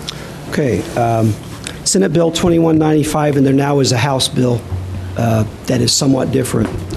It proposes to amend existing legislation to allow for a process by which certain counties in the state can adopt stormwater management fees. Now, Champaign County is in a class of counties that isn't even discussed in this bill until page 116, because Champaign County is a county that is subject to the Illinois General NPDES permit number ILR 40, as is McLean County, Sangamon County, and I'm not familiar with any other counties outside of collar counties or metro counties that are subject to that requirement. But suffice to say, because we have a populated area in our county of, I believe it's 100,000 people, that being Champaign, Urbana, and Savoy, and Champaign County has facilities, road ditches within that area. That group, and also the U of I guess, we are bound to the ILR 40 permit requirements under the state EPA. Now, frankly, the process allowed by this change is a very complicated process. It would involve a degree of cooperation with municipalities that we've never seen. Frankly, right now, I don't think it's even necessary here in Champaign County. It's absolutely necessary in counties like Kankakee and Peoria. They have a much greater need for this given the impact of these requirements on what the counties do there. Someday, I'm sure Champaign County will have greater need. And at that time, this legislation would let you do a joint planning project. It completely exempts farmland and drainage districts. You can't adopt any requirement related to farmland or drainage districts. But for other kinds of uses that generate stormwater impacts, You could go through a 2-year planning process. You could identify what these fees might be. You have to put it up to a vote by all the voters in the county. It has to be approved. The House bill that's been proposed would make the property tax caps applicable to this fee. So that's sort of it in a nutshell. It wouldn't do anything until you went through that process, made the decision to go through that process. If you don't go through that process, this legislation, if it's adopted, won't affect this county at all.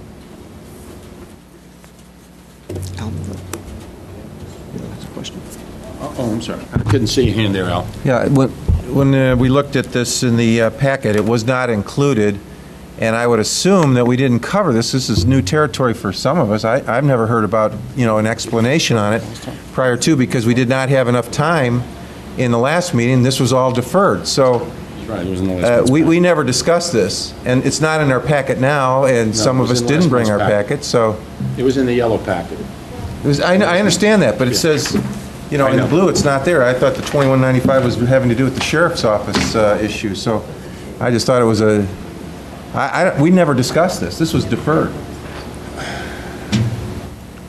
So I would move to defer this for... I was just going to, since it's not in, I have a second already, okay. Stan, for deferral, go ahead, Astrid. Why are we discussing it at all if it has nothing to do with us? Good question. That's a very good. The county board chair was requested by the person who wrote the legislation. He was calling all counties that this could apply to see if they could support it. And obviously, before the county board chair could provide any kind of support by means of a letter, which is how these things are generally done, it has to come before the full committee. This is not urgent, Right. but if you do get a chance to read this and you think that it sounds like a good thing, you might want to try to convey that to your legislators by means of formal action. All right, let me just say one thing before I call on Stan. It's in your yellow packet. I don't think do we have to put it into the next packet if we defer it? So that we have to reprint all these again? Or will you go back and pick up your yellow and read it through then so that we can discuss it? My point was, Mr. Chair, is that we didn't discuss it. At all. No, I'm saying, I don't want to have to reprint it all in the next packet if we have the yellow packet. It's online. If there's no changes, it's available online. Okay, Stan? I know we're talking about the deferment, but it would help sometimes if John would give us a little brief overview prior to all that documentation outlining what it is it means, because it's a lot of reading. At times I got to watch The Good Wife, so I run out of time to read my packet. Just a little brief. Okay. All right. We have a defer on the table. Sorry, Chris. I'm sorry. This is not entirely in order because it's not directly related to the motion to defer. But I'm wondering if John, could you clarify why we would weigh in on this when it's specifically? I mean, it's basically a list of counties that does not include us, right? No, Champaign County is one of the counties that this applies to. We are a member of the Northeastern Illinois Planning Commission. No, but as I reviewed on page 116, Champaign County is an ILR 40 county.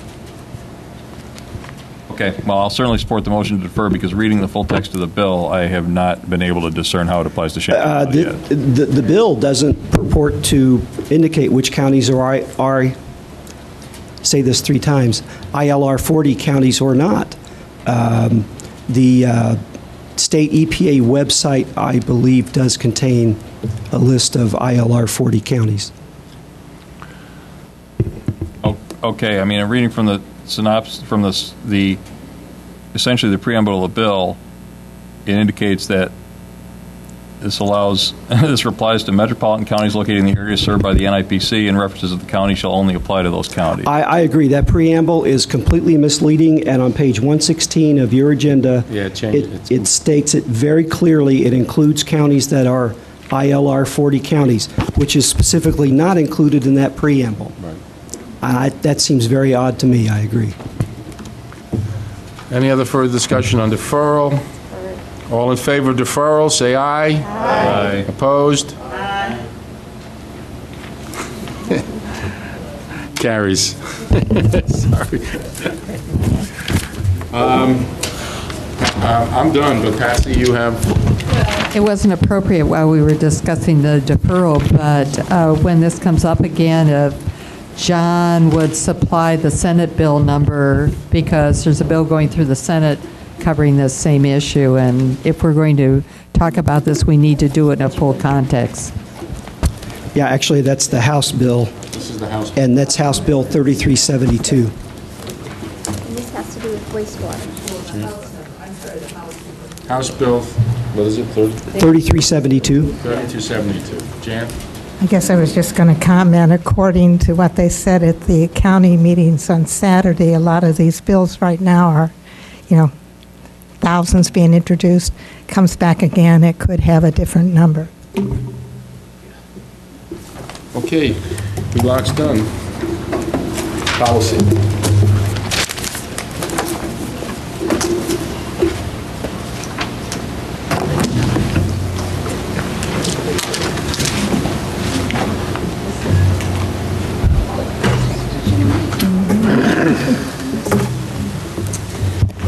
All right, good evening.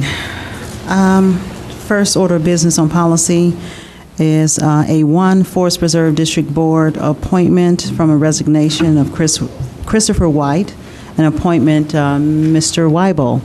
I nominate Robin Hall to fill Mr. White's term from March 18, 2011 to June 30, 2014. It's been seconded by Ms. Anderson. Is there any discussion on this appointment? Mr. Weibel. I think Mr. Hall is eminently qualified for this position. He was with the head of the Champaign Park District for some 30-odd years. More recently, he's been working with the University of Illinois, taught a few classes, but mostly works through the extension, and he actually pretty much has a consulting business through the extension where he goes to other park districts, like, for example, now he's working with the Muhammad Park District to help them develop their program. So I think he's very appropriate for this position. Thank you. Any other discussion on this appointment? Ms. Petrie. I'd like to ask Chair Weibel on this appointment and the two following, if there was just one application for each of these vacancies? Only one for each one. I actually tell you that if there's more than one to be listed. Thank you. Thank you. Any other comments? Seeing none, all in favor? Aye. Any opposition? Seeing none. Motion carries. A2, Rural Transit Advisory Group, appointment Mr. Weibel. I nominate Ms. Elaine Fowler Palencia, term from March 18, 2011 to November 30, 2012. Second. Second by Mr. Betts. Any discussion on this appointment, Mr. Weibel? Ms. Palencia was nominated because we were looking for somebody who is familiar with handicapped residents of this county, and in her case, she has a family member who's been handicapped and is quite familiar with the problems and obviously the obstacles that that person works with, and so this is why she was selected for that particular slot. Thank you. Any other comments? Seeing none, all in favor? Aye. Any opposition? Motion carries. Item A3, Wisk Drainage District. Mr. Weibel. I nominate Mr. Dennis Riggs, term from March 18, 2011 to August 31st, 2013. Is there a second? Second by Mr. Schroeder. Any other discussion on this appointment? Seeing none, all in favor? Aye. Any opposition? Seeing none, motion carries. And we'll move on to item B, County Administrators. Actually, if I could, Madam Chair, request that we go to item C because Lieutenant Mills has been here for quite some time and he's here for that issue, and maybe we could dispense with that. Is there any reason why we can't do that? Seeing none, we can move to item C and come back to item B.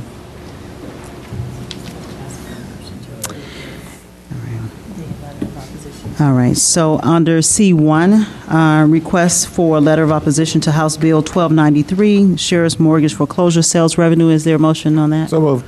Second. Moved by Mr. Weibel and seconded by Mr. Richards. And now we'll open this up for response from the Sheriff's Department. Good evening. I'm Greg Mills, Lieutenant with the Sheriff's Office.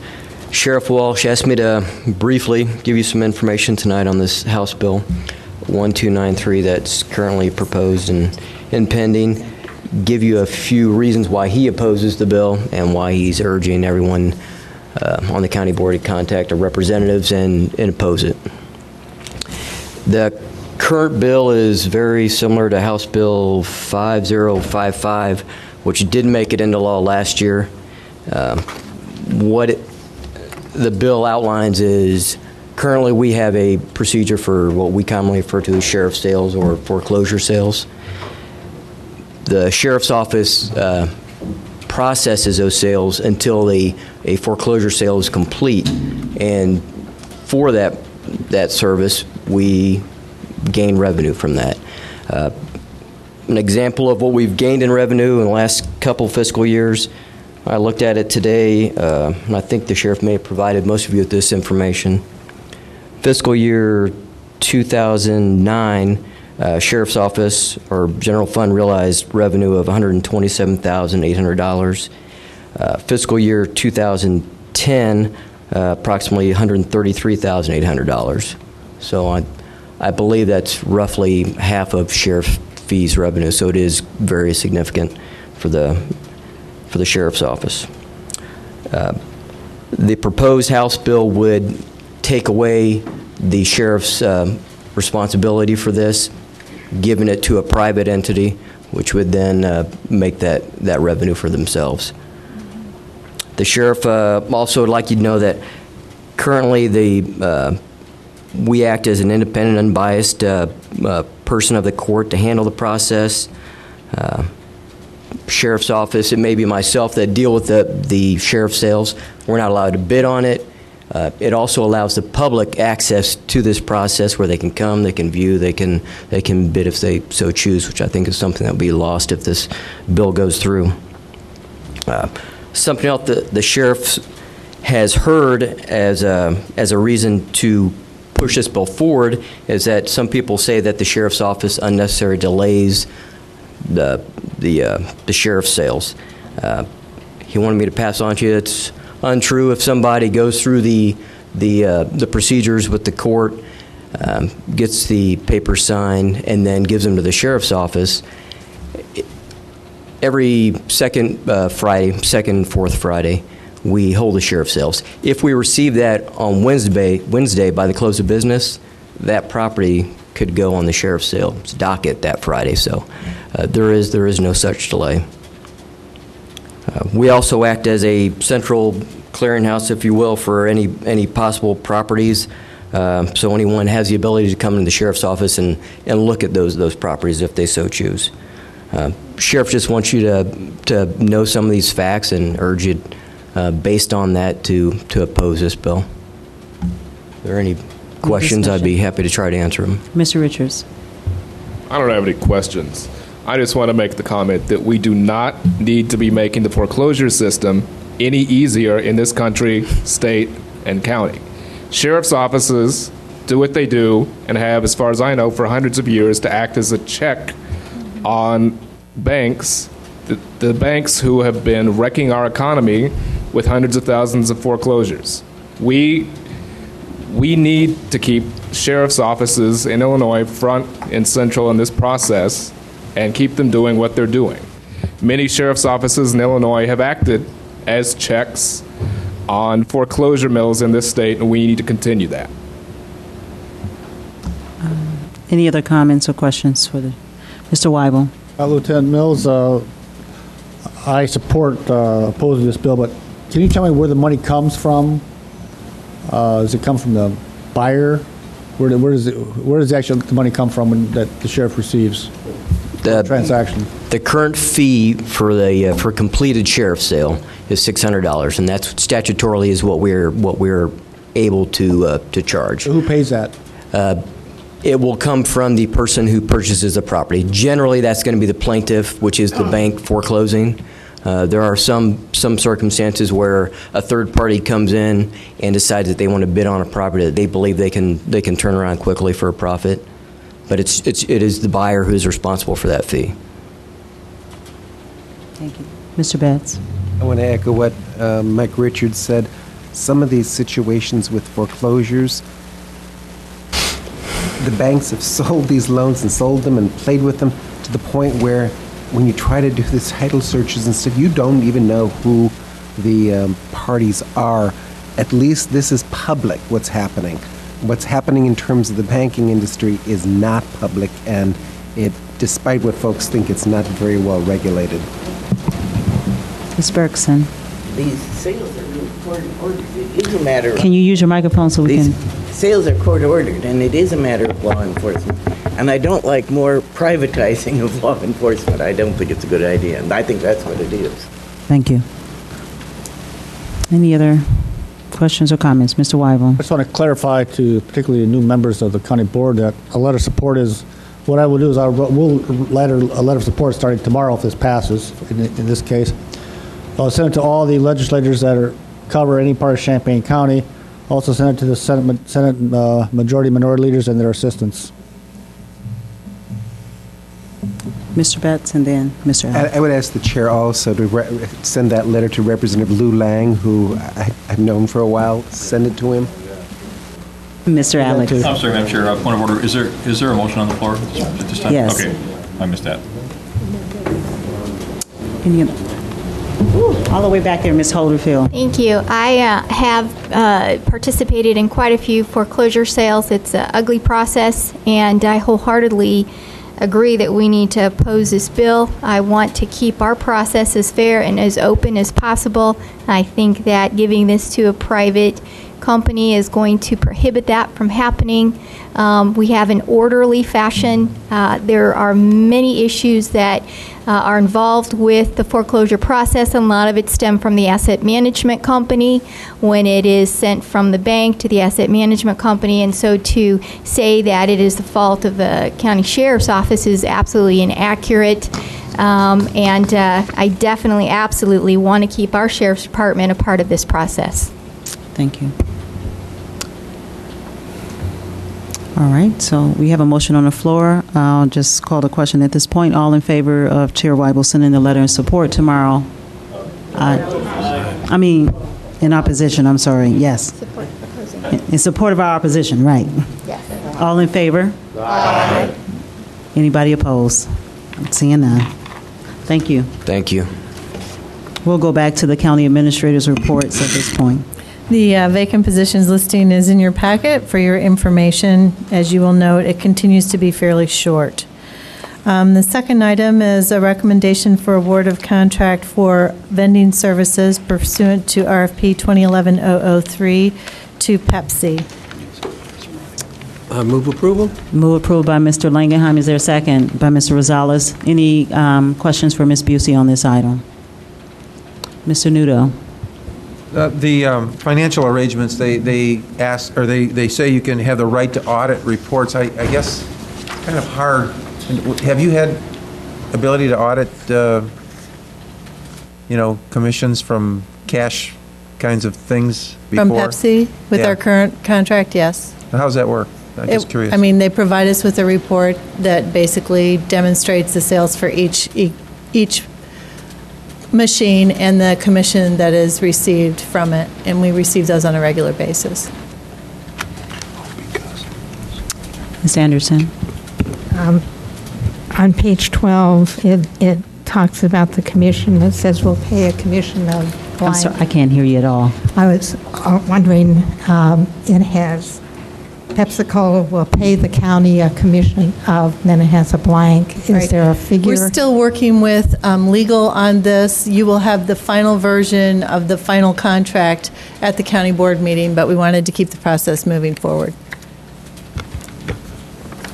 Any other questions on the vendor? Mr. Carter, did you have a question? I have one on the insurance question. Okay, thank you. Mr. Betts? Traditionally, we use a portion of these vending profits to cover our employee recognition. Is that correct? That's correct. We don't usually get a huge amount of... The general corporate fund revenue from the vending machines is about $18,000 a year, and we usually budget about $4,000 for the employee recognition event, and it's viewed to have come directly from these proceeds. Thank you. All right. Any other questions on this item? Seeing none, do we have to vote? Need a vote. All in favor?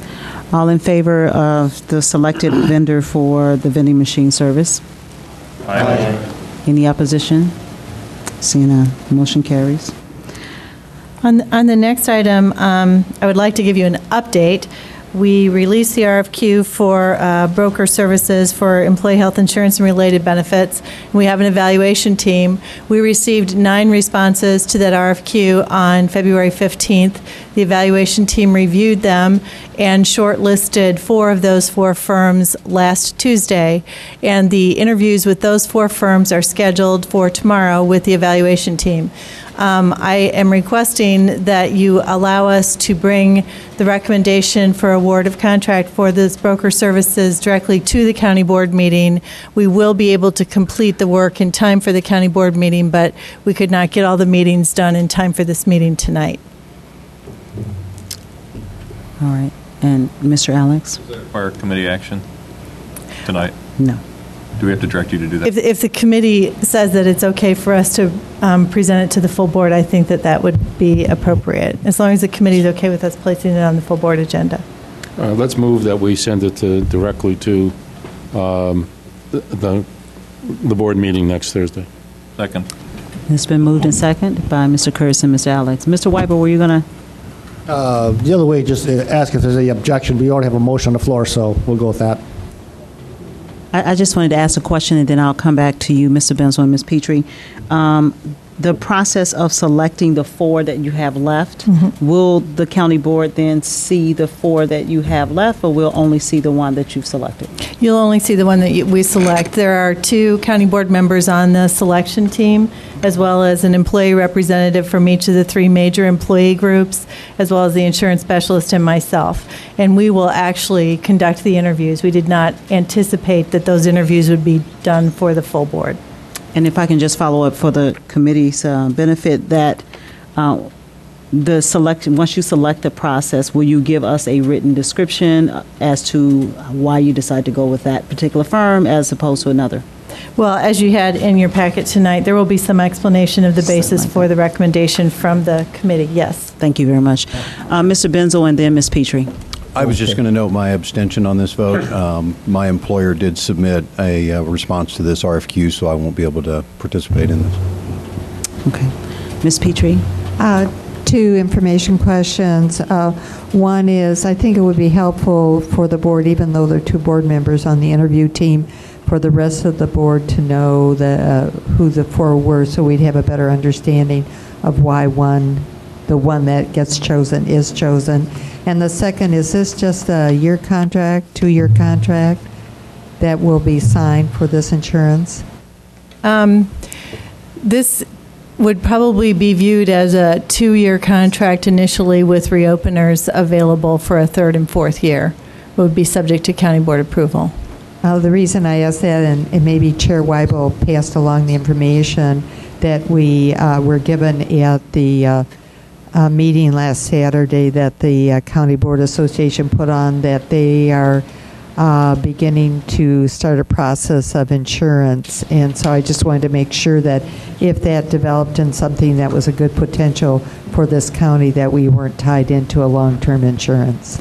This does not tie you to insurance. This only ties you to the broker who will negotiate for you what your insurance is. So I have also seen presentations about a growing trend in developing, was it total broker benefits that you saw?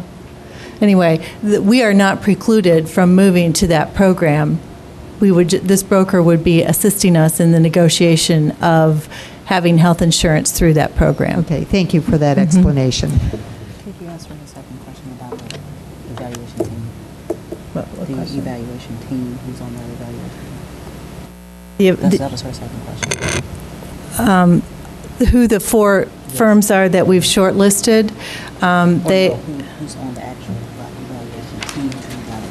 The evaluation team is Astrid Berkson and Larry Sapp, John Farney representing AFSCME, Elizabeth Murphy from RPC representing non-bargaining employees, Brian Menenga from the Sheriff's Office representing FOP, and then Debbie Chow, our insurance specialist, and myself. Did you want to know who the four shortlisted firms were? They are Gallagher Benefit Services, Wells Fargo, CIBC of Illinois, and Barham Benefit Group. Mr. Carter. Yeah. Is Health Alliance is the only insurance company that we allowed to deal with? No, and this particular selection has nothing to do with Health Alliance. That's the next step. We're selecting the broker who will help us find the best health insurance for our employees. Health Alliance is a health insurance provider. So we're not selecting Health Alliance here. We're selecting a broker who will help us look at Health Alliance and Blue Cross Blue Shield and all of the other potential health insurance providers in this area to negotiate the best deal for us for health insurance. Because I just went over their program and they kind of high. In fact of the matter, I couldn't get them because they cost me more than what. Yes. I couldn't believe that. Thank you. When I like to ask you whoever you pick, I like to talk to them too. Thank you, Mr. Carter. Any other questions on the broker selection process? Seeing none. All in favor? Aye. Any opposition? That motion carries. And the next item is, as you recall, last month you sent a recommendation for the creation of a new position at Emergency Management Agency for a deputy director to the Job Content Evaluation Committee.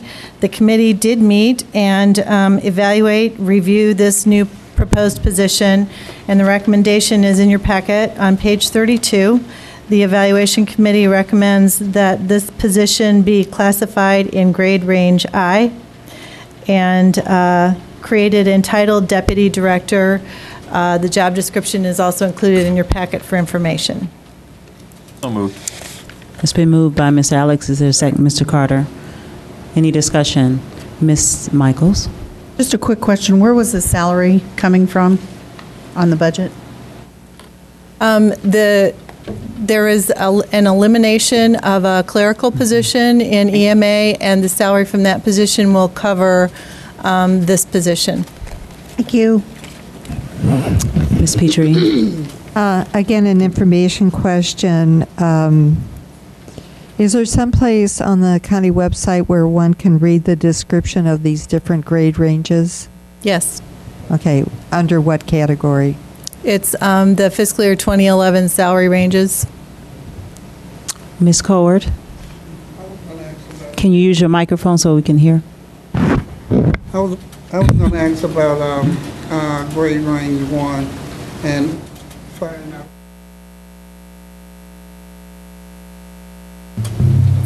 That information is on page 33. The hourly rate minimum is $20.58 an hour. That would be an annual salary of $40,131. The midpoint is $25.72 an hour, which would be an annual of $50,154. This position cannot be filled at above the midpoint under the personnel policy, and I would expect that it would be filled somewhere between the minimum and the midpoint based on the qualifications of the individual who is selected to fill the position. And if I can follow up, and then I'll call on you, Mr. James. Ms. Michaels' question was asking the budgetary portion of this. Am I understanding that somewhere in between the minimum and the midpoint range, we have already budgeted in the EMA's budget to cover that amount? Yes. So the elimination of the clerk or the transfer of the clerk's position, that salary plus some other portion will cover this salary? Right, primarily that clerk's salary, right. Okay, thank you. Mr. That was James. my question, Thank you. exactly. Thank you, Mr. James. Any other Mr. Allers. I'm going to ask that same question again, because I think when we discussed the transfer of the person out of this office, I thought that they were at a lower salary than this. Actually, the individual who was in this position was paid right at $40,000 a year. Okay, so that'd be the low end of the range. Right. If we need to pay more, does the EMA, does EMA have that in their budget to make up the overage? Yes. Okay, thank you. Thank you. Any other questions on this item? This does not require us to vote at this point. Actually, what you're doing here tonight is approving sending this to finance, which then you're going to do in 10 minutes. All right. So we already have a motion on the floor, don't we?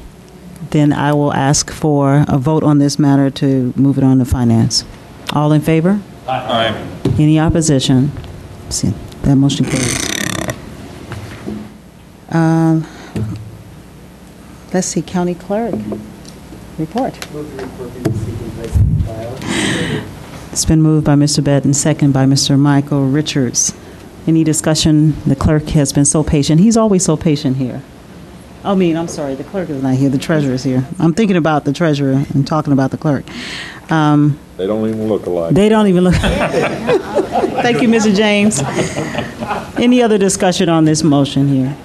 Seeing none, all in favor? Aye. Any opposition? Thank you. The final discussion item for policy is the recommended rules change for alignment of the committee of the whole meetings on page 39 and 40. I'd like to entertain a motion to accept this. You can't vote on this tonight because your County Board Rules number 8 requires any rules change to be presented to County Board members at least 14 days before policy. So you can vote on this in April, but this is here for discussion. Well, we'd like to discuss this issue tonight. Mr. James. Well, when I read this, I guess when we went to the committee of the whole, and I'm going to drag this out here a little bit, but the intention was we were cutting administrative staff because of the budget concerns we had, and then also we were going to go to 2 meetings, and I know we do have meetings scheduled for a study session, but we were going to go to 2 meetings so everybody could be here and hear all the same stuff, because some people felt they were being left out of the loop, which is fine. But now we're going to add another meeting, which means that would be another stipends for all of us members, which increases that outlay of money. And then also in my mind, and I might be wrong, I know Kat makes very few mistakes, but that's going to put another hours into typing up minutes and doing other things for that committee.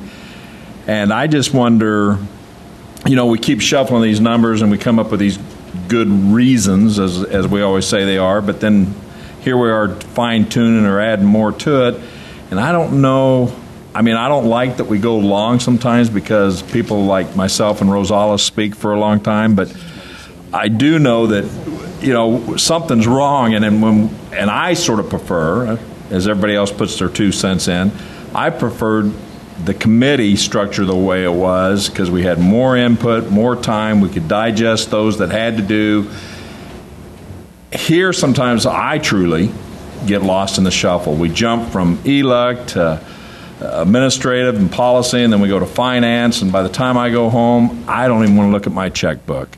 So I don't know if I can support this at this time. I know the reason it is people want to sit down and discuss ELUC more and that, but that's just more travel pay, more money.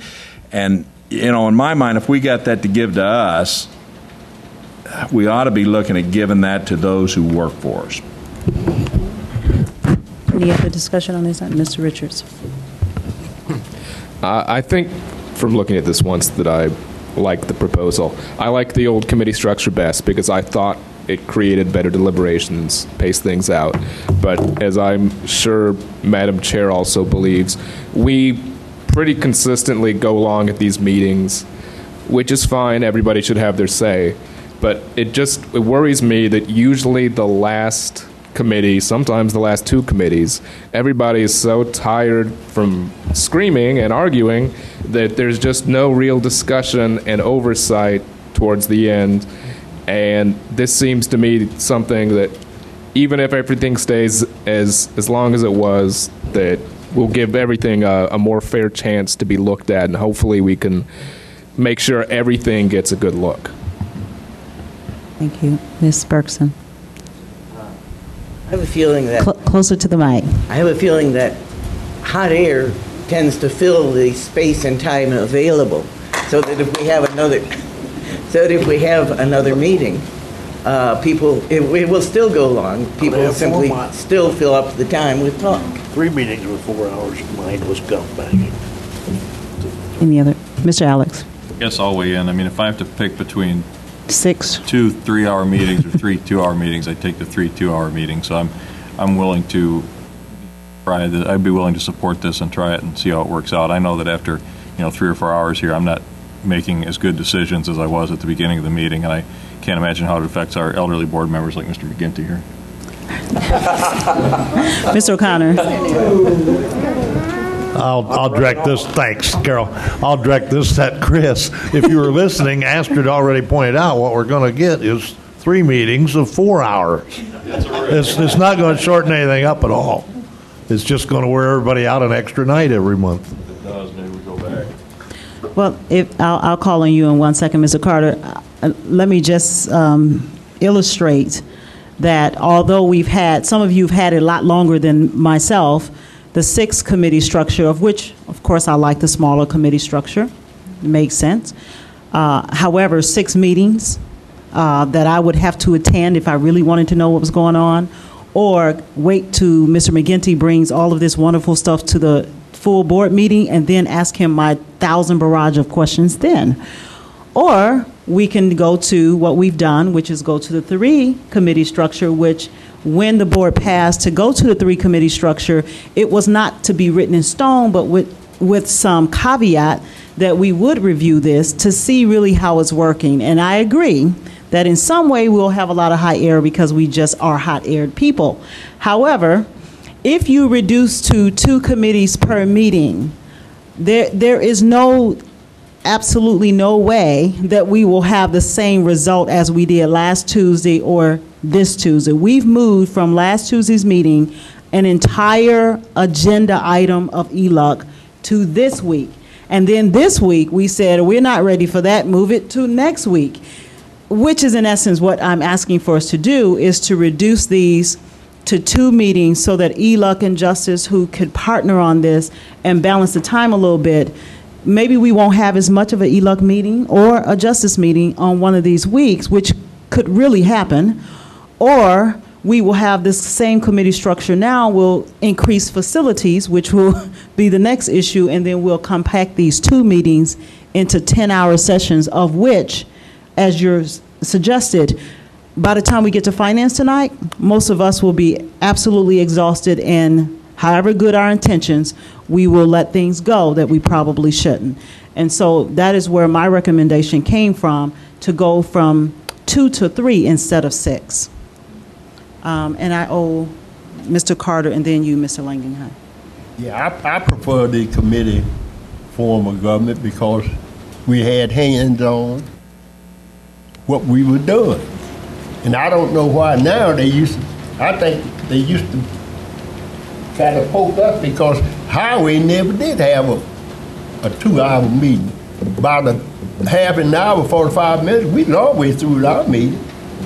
So it's in the individual. Quit that hot talk and get down to business, be honest with you. You can get out of here and stop the crap.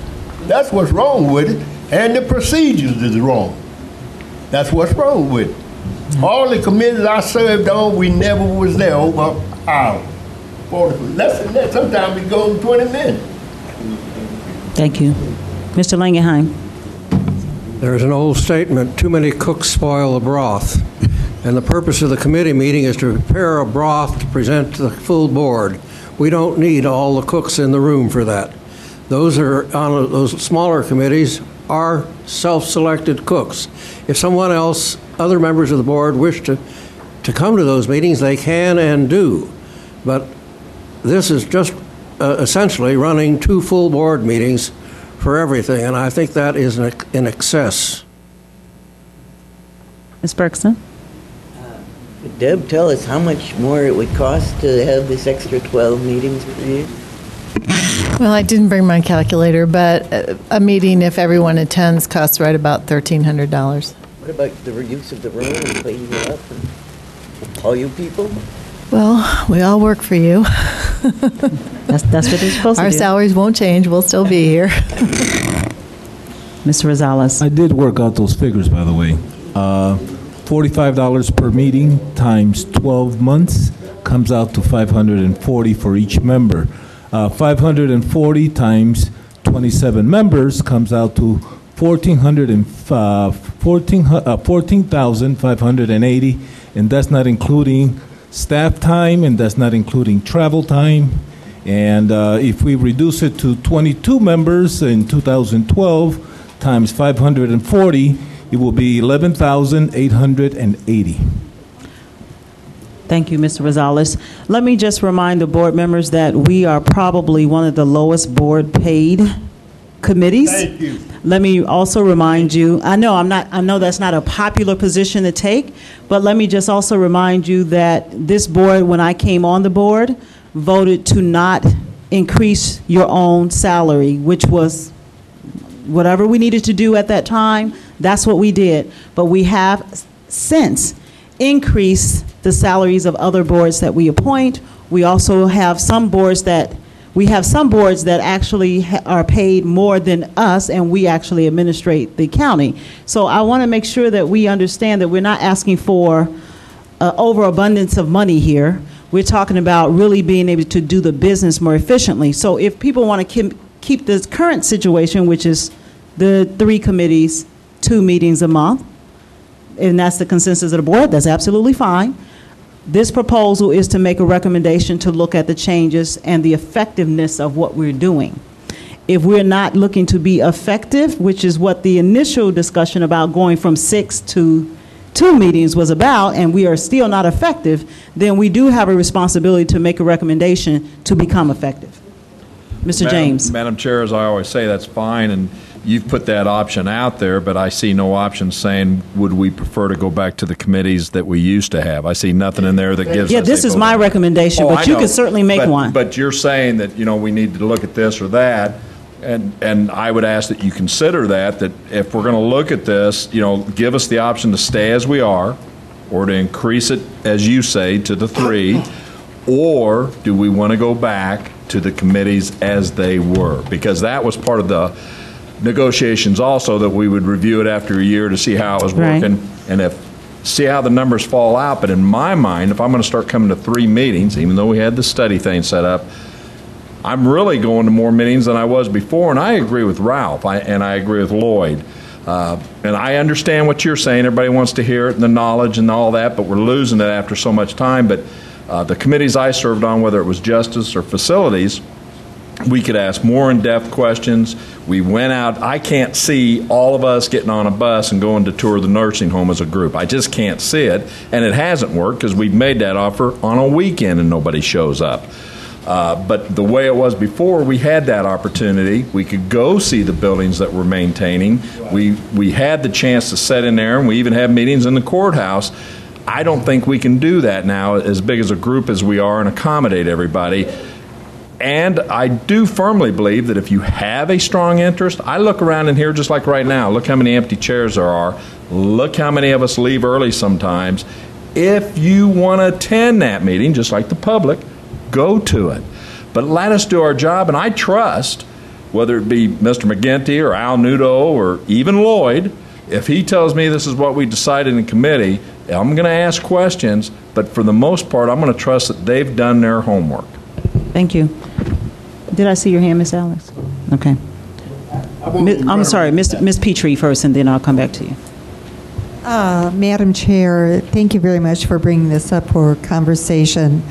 That year I sat over there and watched the board. It's very clear that after about an hour and 45 minutes or 2 hours, the board members are really tired, and the decision-making curve is downward. And if you, Mr. Rosales, calculated the cost for any extra meetings, you go to one more committee of the whole, or you're back to the committee structure, there's still cost to all of that. And I guess my counter thought to that is, I've looked at some of the decisions made when the board has been tired, and they have been costly decisions in the sense of things that come through. So maybe, in fact, it doesn't really cost more to the county to create the decision-making structure that much better decisions come out. And I'm willing to have this conversation further so that we get to that point. And I'm assuming as part of this conversation,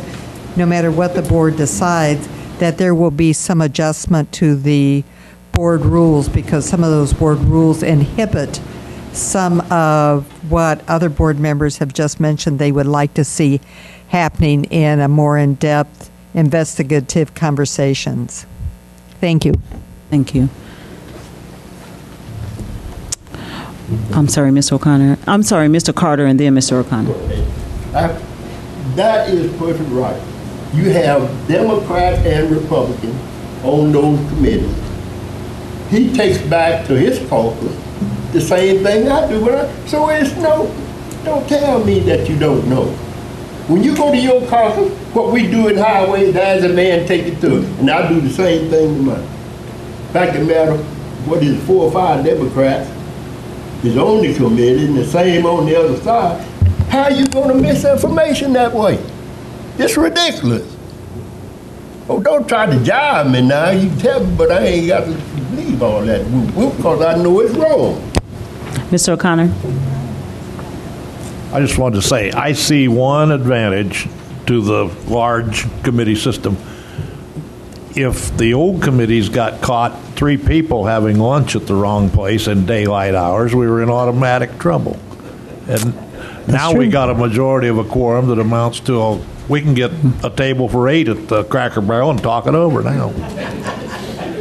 I mean, that is absolutely true in relationship to the numbers. Mr. Kurtz, you out of order, talking all the way across the room. Nobody on the public could understand that. Any other comment? Can we get some direction of which way? Do we want to go back to 6? Remember, I was one of those people that did not want to go to the committee of the whole. I was one of those people. But I have seen great benefit personally to the committee of the whole, and I feel personally more informed. That's my personal opinion. But certainly we need to review where we currently are. Ms. Michaels? This might throw another wrinkle into all this, but, I understand that when we have the separate committees, everybody has a different chair, but if we decide to go to 3 meetings or 2 meetings or whatever it is, I would like to see one chair for that meeting, because I think it's very difficult when we sit here and say somebody's responsible for this and somebody's responsible for that, and yet you really are acting as a group. So that's kind of difficult that somebody's responsible for something at a meeting where we've got 3 or 4 different things going on at the same time. Different.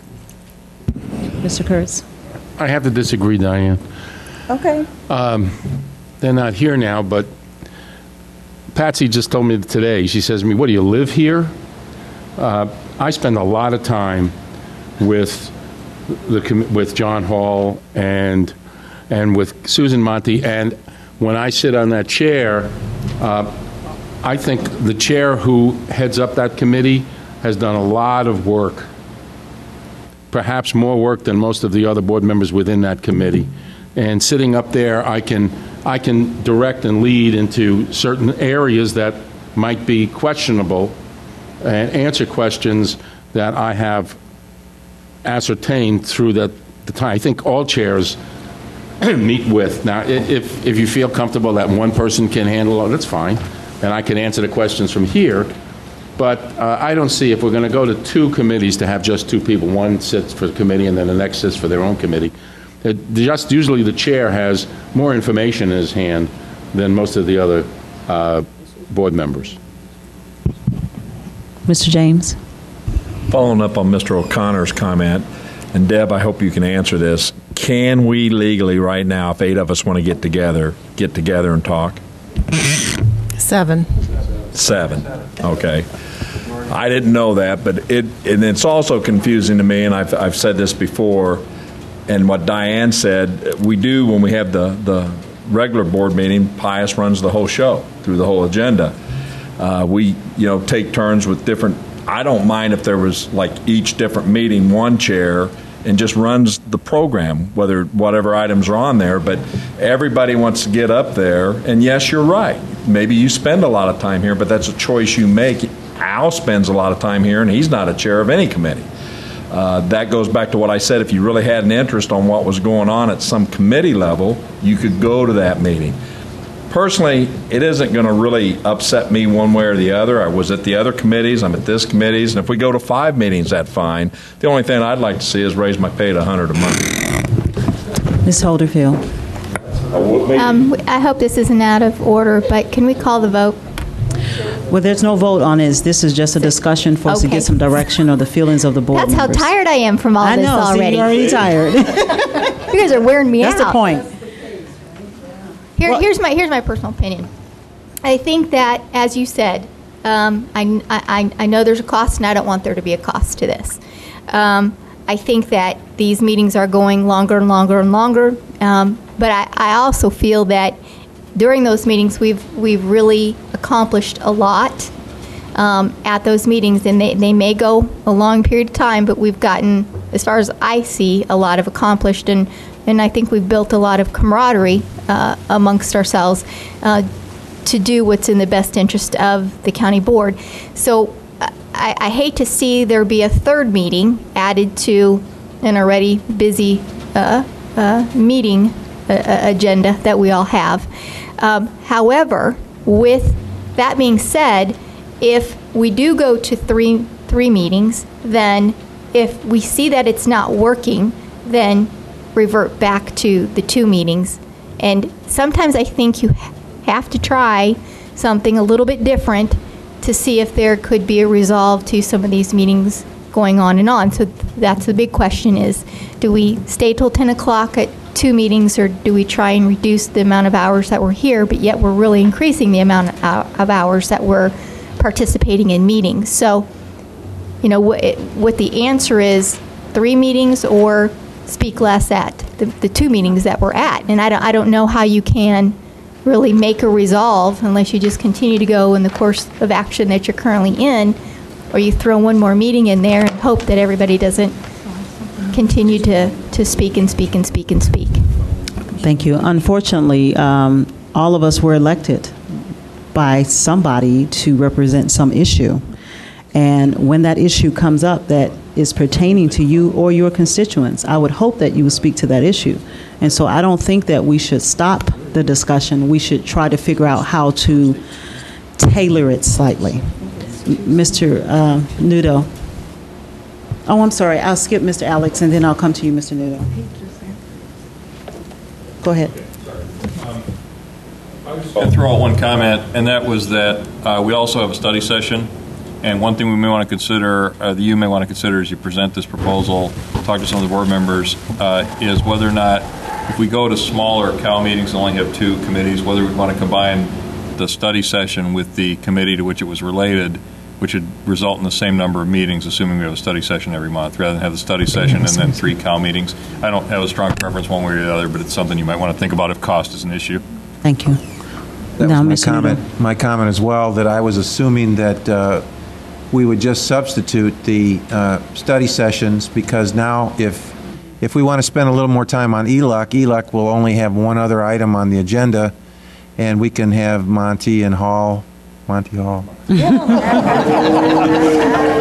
We can have Susan and John make their presentations during that. I'm in favor of 3 because I really believe that we are achieving more information for everybody. I really don't want to go back to the small committees. And I think with 22 members, we're going to end up having what we want to achieve anyway with 3 meetings, to have more people informed, and it'll go shorter just by virtue of 5 less people. The study sessions are not part of your county board rules. The study sessions were added to the calendar that you approved for this year. So they are budgeted. And I just wanted to point out that the calendar that's being proposed here is different than the calendar with the study sessions, to make sure that all the business occurs before the county board meeting. But certainly, if you were going to do this, you could, without the 14-day rule, also adjust your calendar for the rest of the year, and we would just publish the updated calendar if you got rid of the study sessions. Well, then let me just follow up and then just say that I think it's a good idea that Chris came up with, and that is to eliminate the study sessions. It's in the budget now, so it's a grand experiment for 1 year. We'll have 3 meetings anyway. We would have had 3 meetings anyway with the study sessions, and we can focus on ELUC when the issues are such that we need additional information, which would be everything. Mr. Kurt, Ms. Patsy Petrie has the floor. I appreciate the compromise, but I'm very concerned of folding in a study session to what Madam Chair is trying to accomplish. The last study session we had was totally full of the information being given on land use issues, and that was over 2.5 hours, almost 3 hours. So to fold those together is quite, I think that defeats what we're trying to accomplish through this conversation. I will share one comment from a higher level staff member. I'm doing so with permission, but not identifying that individual. And that individual pointed out that the sharing of quality information and the chance to have really probing, robust conversations has been very much negated by the committee of the whole format as compared to the former format of committees.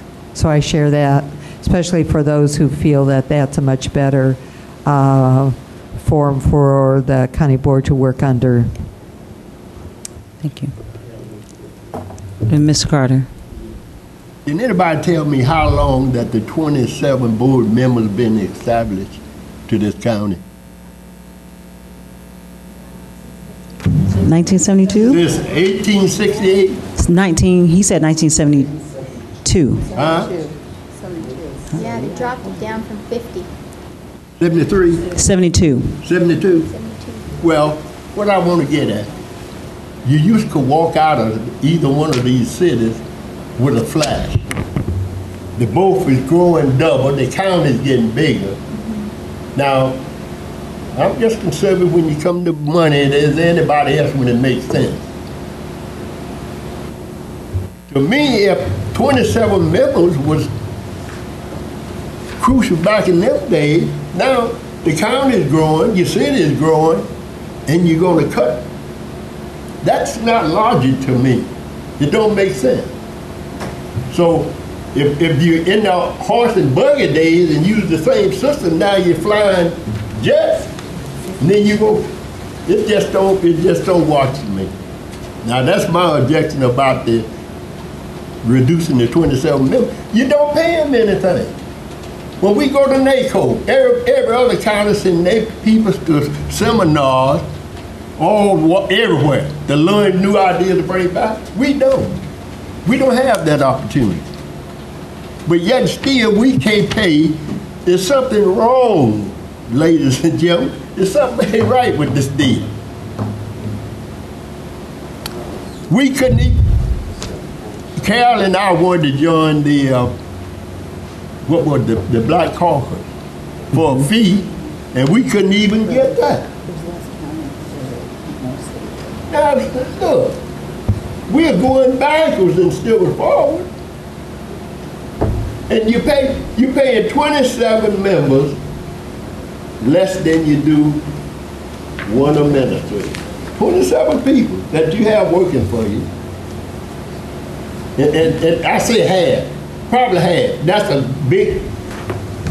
That's putting it big right there in money that you're paying your members to go all over the county to do your work for you and bring it back. And you're going to get rid of them? To me, that's what you call a person that loves his community and want to do something, because it's not the money. If it was the money, I'd quit, because I'm an electrician. I can make me $50, $60 an hour if I was going to look at it that way. But it's not the money. Well, I think one of the things, Mr. Carter, that we are trying to do, even in discussing this, obviously, just for the board members to consider, whether I'm on the board or not, Once you go to, if you go to the smaller board of 22, smaller committee structures are not going to be able to be evenly divided. So you will have 22 members in 6 committees, and I don't know how you're going to appoint folks to those committees with that smaller number. And of course, the next board can come in and change it to whatever they want. At this rate, I would like to just ask permission of the county board. I would like for us to make a recommendation, and I asked at this point that you all support us coming back with another recommendation. We can certainly look at the 6 committee structure. If you want to go back to 6, we can put that recommendation back on the table and allow members to see what the impact and the cost would be to go back to the 6 committee structure and how that would work. Again, that's still 6 committees as opposed to 3, and the staff here still has to follow 6 committees as opposed to the 3 meetings. So no matter what we do, there is a cost factor for staff as well as for us, time and so on and so forth. So at this point, I would ask that if the committee wants, if the committee of the whole wants, we can certainly produce the impact of going back to the 6 committee structure. What we cannot deny, though, is that the current structure is not the most effective. As it was sold when we decided to go to this, it's not the most effective process for us at this point. So that's what I'd like to get some support on, and perhaps we can bring this back on our next policy agenda. I'll go there and then there. Is it possible that some of these committees could be dissolved or added into another, so we have that 6 down to 4 or 5 or whatever it is? I don't know. Just a thought, because you were talking about dividing them up. There was such a recommendation 2 years ago. It failed. I guess I would say that, for a rules changes are proposed by board members. So this is a rules change proposal that will be on the April 12th Committee of the Whole agenda under policy.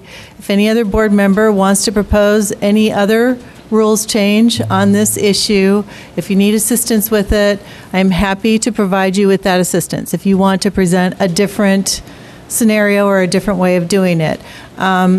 Just be aware that it has to be in all board members' hands at least 14 days before April 12th for it to be able to be considered at the next meeting. Ms. Colbert, and then we'll close ours out. Okay, I was going to say that I support going back to the 6th committee, but if by any chance, I still could support your proposal if the committee don't want to have go back to the 6 committees. Thank you. We'll have this on the April Committee of the Whole for policy, and we really, really want to see recommendations and other solutions to this issue from board members prior to that point, 14 days before that meeting to take place. Ms. Petrie. To follow through your question, would it be possible to provide for that April policy meeting a matrix comparison between going to 3 committee of the wholes and the 6 committees in relationship to the necessary rule changes? What is the cost factor, and a roughed out schedule of when the meetings might be, Sure. so we could look at that? And I would encourage us to consider not folding in a study session into this new format of 3 committees of the whole, but I'm open to all kinds of discussions on resolving this situation. And thank you again for bringing it up. Thank you. Ms. Cowart. One more thing, Patty said, schedule when the meeting is going to be held. Each committee decides what time.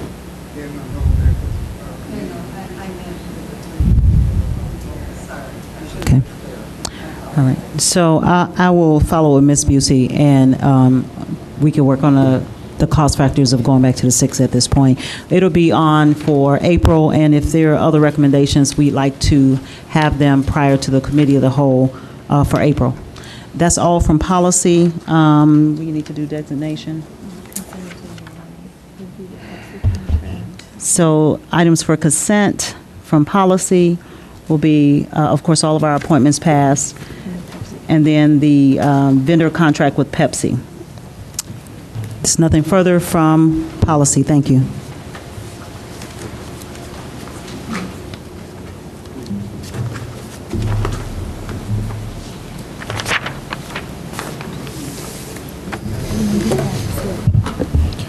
Item number 1 from Finance is a budget amendment 110016 for $6,500 to appropriate funds already reserved for coroner's capital needs to fully fund the actual cost of replacement of a vehicle in fiscal 2011. Is there a motion for approval by Al, seconded by Geraldo? Any discussion on it? All in favor say aye. Aye. Any opposed? That motion carries. Next up, State's Attorney. It's a request for approval of an application for and, if awarded, acceptance of a violent crime victims assistance grant. Is there a motion for approval by Ralph? Is there a second by Stan? Any discussion on it? All in favor say aye. Aye. Any opposed? That motion carries. You know, Dan, I tried to get Dan to leave early. He said he didn't have much, and he has stuck it out. Dan, do you have anything for us? I don't understand why he would. Do you have anything for us? The agenda sometimes. Just to stretch his legs a little bit. I wasn't going to say anything at all, but I just want to let you know we didn't have to borrow again so far till now. That's always a good thing. And I want to thank Patsy. I'm sorry, where'd Patsy go? Well, she took the time to come today and spoke to me for about an hour, and I sure enjoyed that, and I'd sure like to see all the rest of you 26 people come and see me sometime.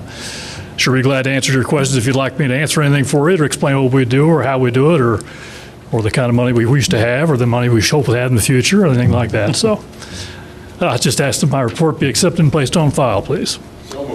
By Al, seconded by Geraldo. By staying here this entire time, Dan has proven that he's a glutton. Then he invited all of us individually to come and see him, so that's proof positive. Not a one-time, unfortunately. So, all in favor of the motion, please signify by saying aye. Aye. Any opposed? That motion carries. Thanks very much for staying, Dan. The auditor is not here. Is there a motion to accept the monthly report and place it on file, please? By Ralph, is there a second? I'm sorry, I didn't hear if there's a second. By Astrid. Any discussion? All those in favor say aye. Aye. Any opposed? That motion carries. Next up is Deb. I'm sorry, Mr. Chair, the purchase is not filing policy. Did we get that or not? Nope. We did not get that. Sorry, that's why I didn't say anything about it. I assumed that. Will that be available online or? I assume it'll be available at the full board meeting. He'll provide it at the board meeting. Thank you. Next up is Deb. The handout tonight with the reports, just very briefly, that's still early. General corporate fund, though, continues to do well. The sales taxes and income tax are coming in at a stable rate. So the outlook looks good. Also, general government, which is where our fees revenue is, which was severely over budgeted last year, and it was a concern to us, looks like it's doing fine this year, and that is another major revenue source for general corporate. So all things considered, looks at this point like we would end the year above budget by 2% or about $708,000. It's early, though. This report gains much greater credibility about May or June. Similarly with expenditures, right now it looks like we're underspending in just about every area except purchase document stamps, which correlates to an increased revenue on the first page, to the tune where we would underspend by about $760,000 of the actual budget, which would be very similar to landing where we landed with the fiscal year 2010 actual expenditures. Again, I would expect the expenditure projection will probably increase. But right now, with those two projections, we would be looking at ending this fiscal year at our fund balance goal, even with the nursing home loan that is still remaining outstanding. So that's positive.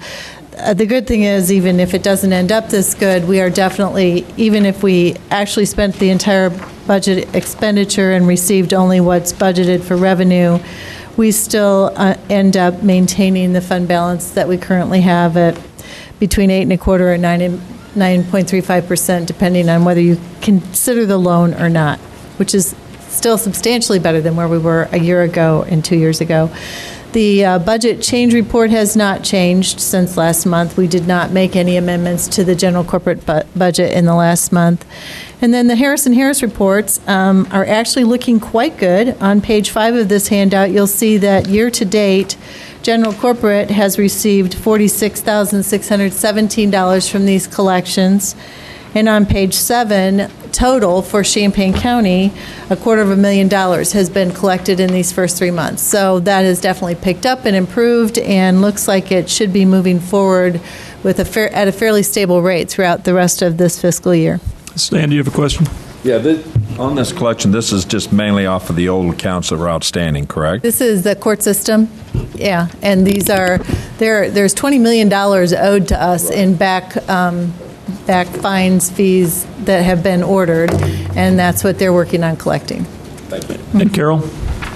I just wanted to ask, when we do get this collection of these fees, and at this point it looks like we got them, does that just simply go to general court?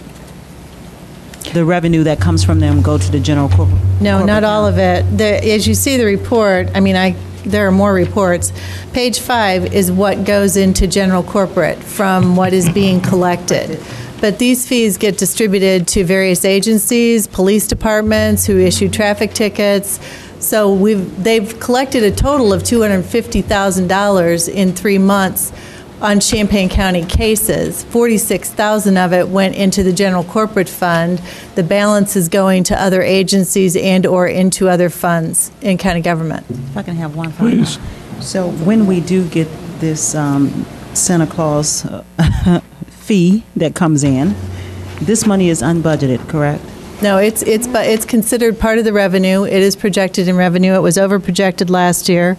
I think the projection is more correct this year, but we expect that it's going to take them at least 3 years to collect all of these uncollected fees. So it was considered to be something to be built into the operating budget for revenue and offsetting expenditure. Diane? This is a net amount. This is a net amount here after their fees. This 46,000. That's how much has been deposited Okay, into cool. general corporate. And then Right, my that's net. my next question is that with our money coming from the state, how close are they to coming back up to par? Are we 1-2 months behind on getting money from them? Because I know that's a big part of the budget. Income tax, unbelievably, at this point, normally we would have received 2 months of revenue from income tax. We've received 4 months. So clearly the state is starting to catch up on the income tax. All the other revenue from the state is coming in as it should, but the sales taxes, again, are showing improvement. We've received sales taxes for what would have been sales last October, which were up over 8%, and last November, which were up 3.5%. We have not yet received December. That's what we'll receive this month. Chris? Deborah Brennan, my apologies if you've already covered this at a previous meeting, but this Harris & Harris, I assume, is a collection agency. Is this a new relationship with the county? It's about a year and a half Okay, so when you since say we it may started take it. 3 years, we went But out it was because very we had- slow getting started. There were many issues. I would say we could almost consider that fiscal 2011 is really the first full year, because they really didn't get started until about April last year, and then the circuit clerk quit sending files in August because there were some problems with how the files were being interpreted. So it's all fully operating right now. Follow-up, did we use a different collection agency before, or is this a new This is the process for first county? time we've ever done this, and this firm was engaged by the state's attorney. It is a law firm that specializes in performing this service for numerous municipalities and local governments, and it was the state's attorney's decision and contract to hire them. And is that a competitive contract? And if so, do you know how long we have them for? The state's attorney made the selection. She did not go through an RFP process. Okay, thank you. Alan, then Stan. As I recall, we don't pay fees, do we? It's the end. No, we don't pay fees. The person users, who pays the fine people. pays the fees as well. So we have no out-of-pocket. That's right. Stan? Didn't at one time the court hire a gentleman that was collecting back fees and that for us, for a salary? There is a paralegal in the state's attorney's office, which when that position was originally created was to work on this issue, and that paralegal has assumed other responsibilities as well, but still works on collections, on current collections. So what we're sending to Harris & Harris is typically 60 to 90 days old or older. He's working to try and make sure, so there's some hope that at some point in the future, if we get really caught up, that we're able to maintain, without having these services. And one last thing, if we could, like at the end of this year, when you give us the breakdown, could you give us a number what was owed and what was collected last year and then what's collected this year, so we can sort of have a running total for some of us that are here and put it all together, like we did on the nursing home when you did To see what's been collected? Yeah. Well, versus what was outstanding, and then what like you said, last year it started in April, but I know if you got to do it by the budget year, that's fine, but what you do. But just give us a breakdown on what's being collected, so like 5 years from now, if we're still engaged with these folks, we can see where it was at and where we're going. Yes. So with that, could I entertain a motion to accept these three files and place on, these reports and place on file? It's motion by Stephanie, seconded by Stan. Any discussion? All in favor, say aye. Aye. Any opposed? That motion carries. Next. The next item is something you dealt with at policy a little while ago, and this is for a recommendation for the Finance Committee to approve the creation and classification for the new position of Deputy Director for EMA. Is there a motion for approval by Chris? Is there a second? By Jan, a discussion. All in favor, say aye. Aye. Any opposed? That motion carries. And item 5. Item 5 was sent back to committee, as I understand it, from the February 24th County Board meeting, and there is a revised version of this resolution establishing the fiscal 2011 salary increase for non-bargaining employees. At your desks, says revised. So moved. That motion by Ralph for approval. Is there a second? Second. By Astrid.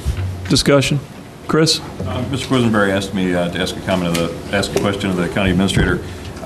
This is given that we're proposing essentially that the 2.5% be temporary, what is the impact of that with respect to the starting point for salaries, for salary planning for next year? Hopefully, the salary planning for next year would make permanent this 2.5% increase by adding it to the base for these employees' salaries at that point in time. That recommendation will come to you in May for salary administration. The goal would be that 2.5% would be the minimum that you would give, because really these employees would then be making the same for 2 years in a row. Your feeling is that by May we'll have a better enough idea of the financial condition that we'll know the likelihood of this being able to be made permanent? Typically, it is the goal that you decide salary administration for non-bargaining in May. The last couple years have been somewhat of an anomaly, but hopefully that we'll be able to do that this year. Okay, thank you. I'll pass that on. Anything else? All in favor, say aye. Aye. Aye. Any opposed? That motion carries. Is there any other business out of finance? Pius. I just want to point out that the next county board meeting, we can have our photograph taken at 6:30, half hour before the meeting, so dress up and show up.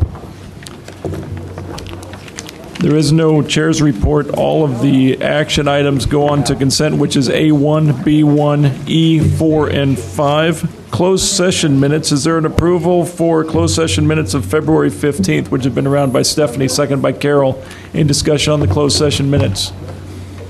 All in favor, say aye. Aye. Any opposed? Motion carries. Semi-annual review of the closed session. Pius. I move to keep them closed. That motion by Pius to keep them closed. Seconded by Chris. Any discussion on that? Pius. As of the last meeting, Mr. Thorne and I are looking at ways to release some of these. Again, we have to review this by law, so this is what we have to vote on tonight. Carol? I'm going to vote no tonight on this closed session because I think we've been talking about this for a very long time, to put some parameters on how long minutes and the business of the county remain closed. Some of them have been closed since I was a little girl, the 80s. I mean, I think we need to put some parameters on that, and some things need to become available to the public at some point, and this board needs to deal with that issue. So I'm not going to support this at this point. Anything else, Pius? I concur. Anything else? All in favor, say aye. Aye. Any opposed? Aye. Motion carries. I think that we're adjourned. Thank you.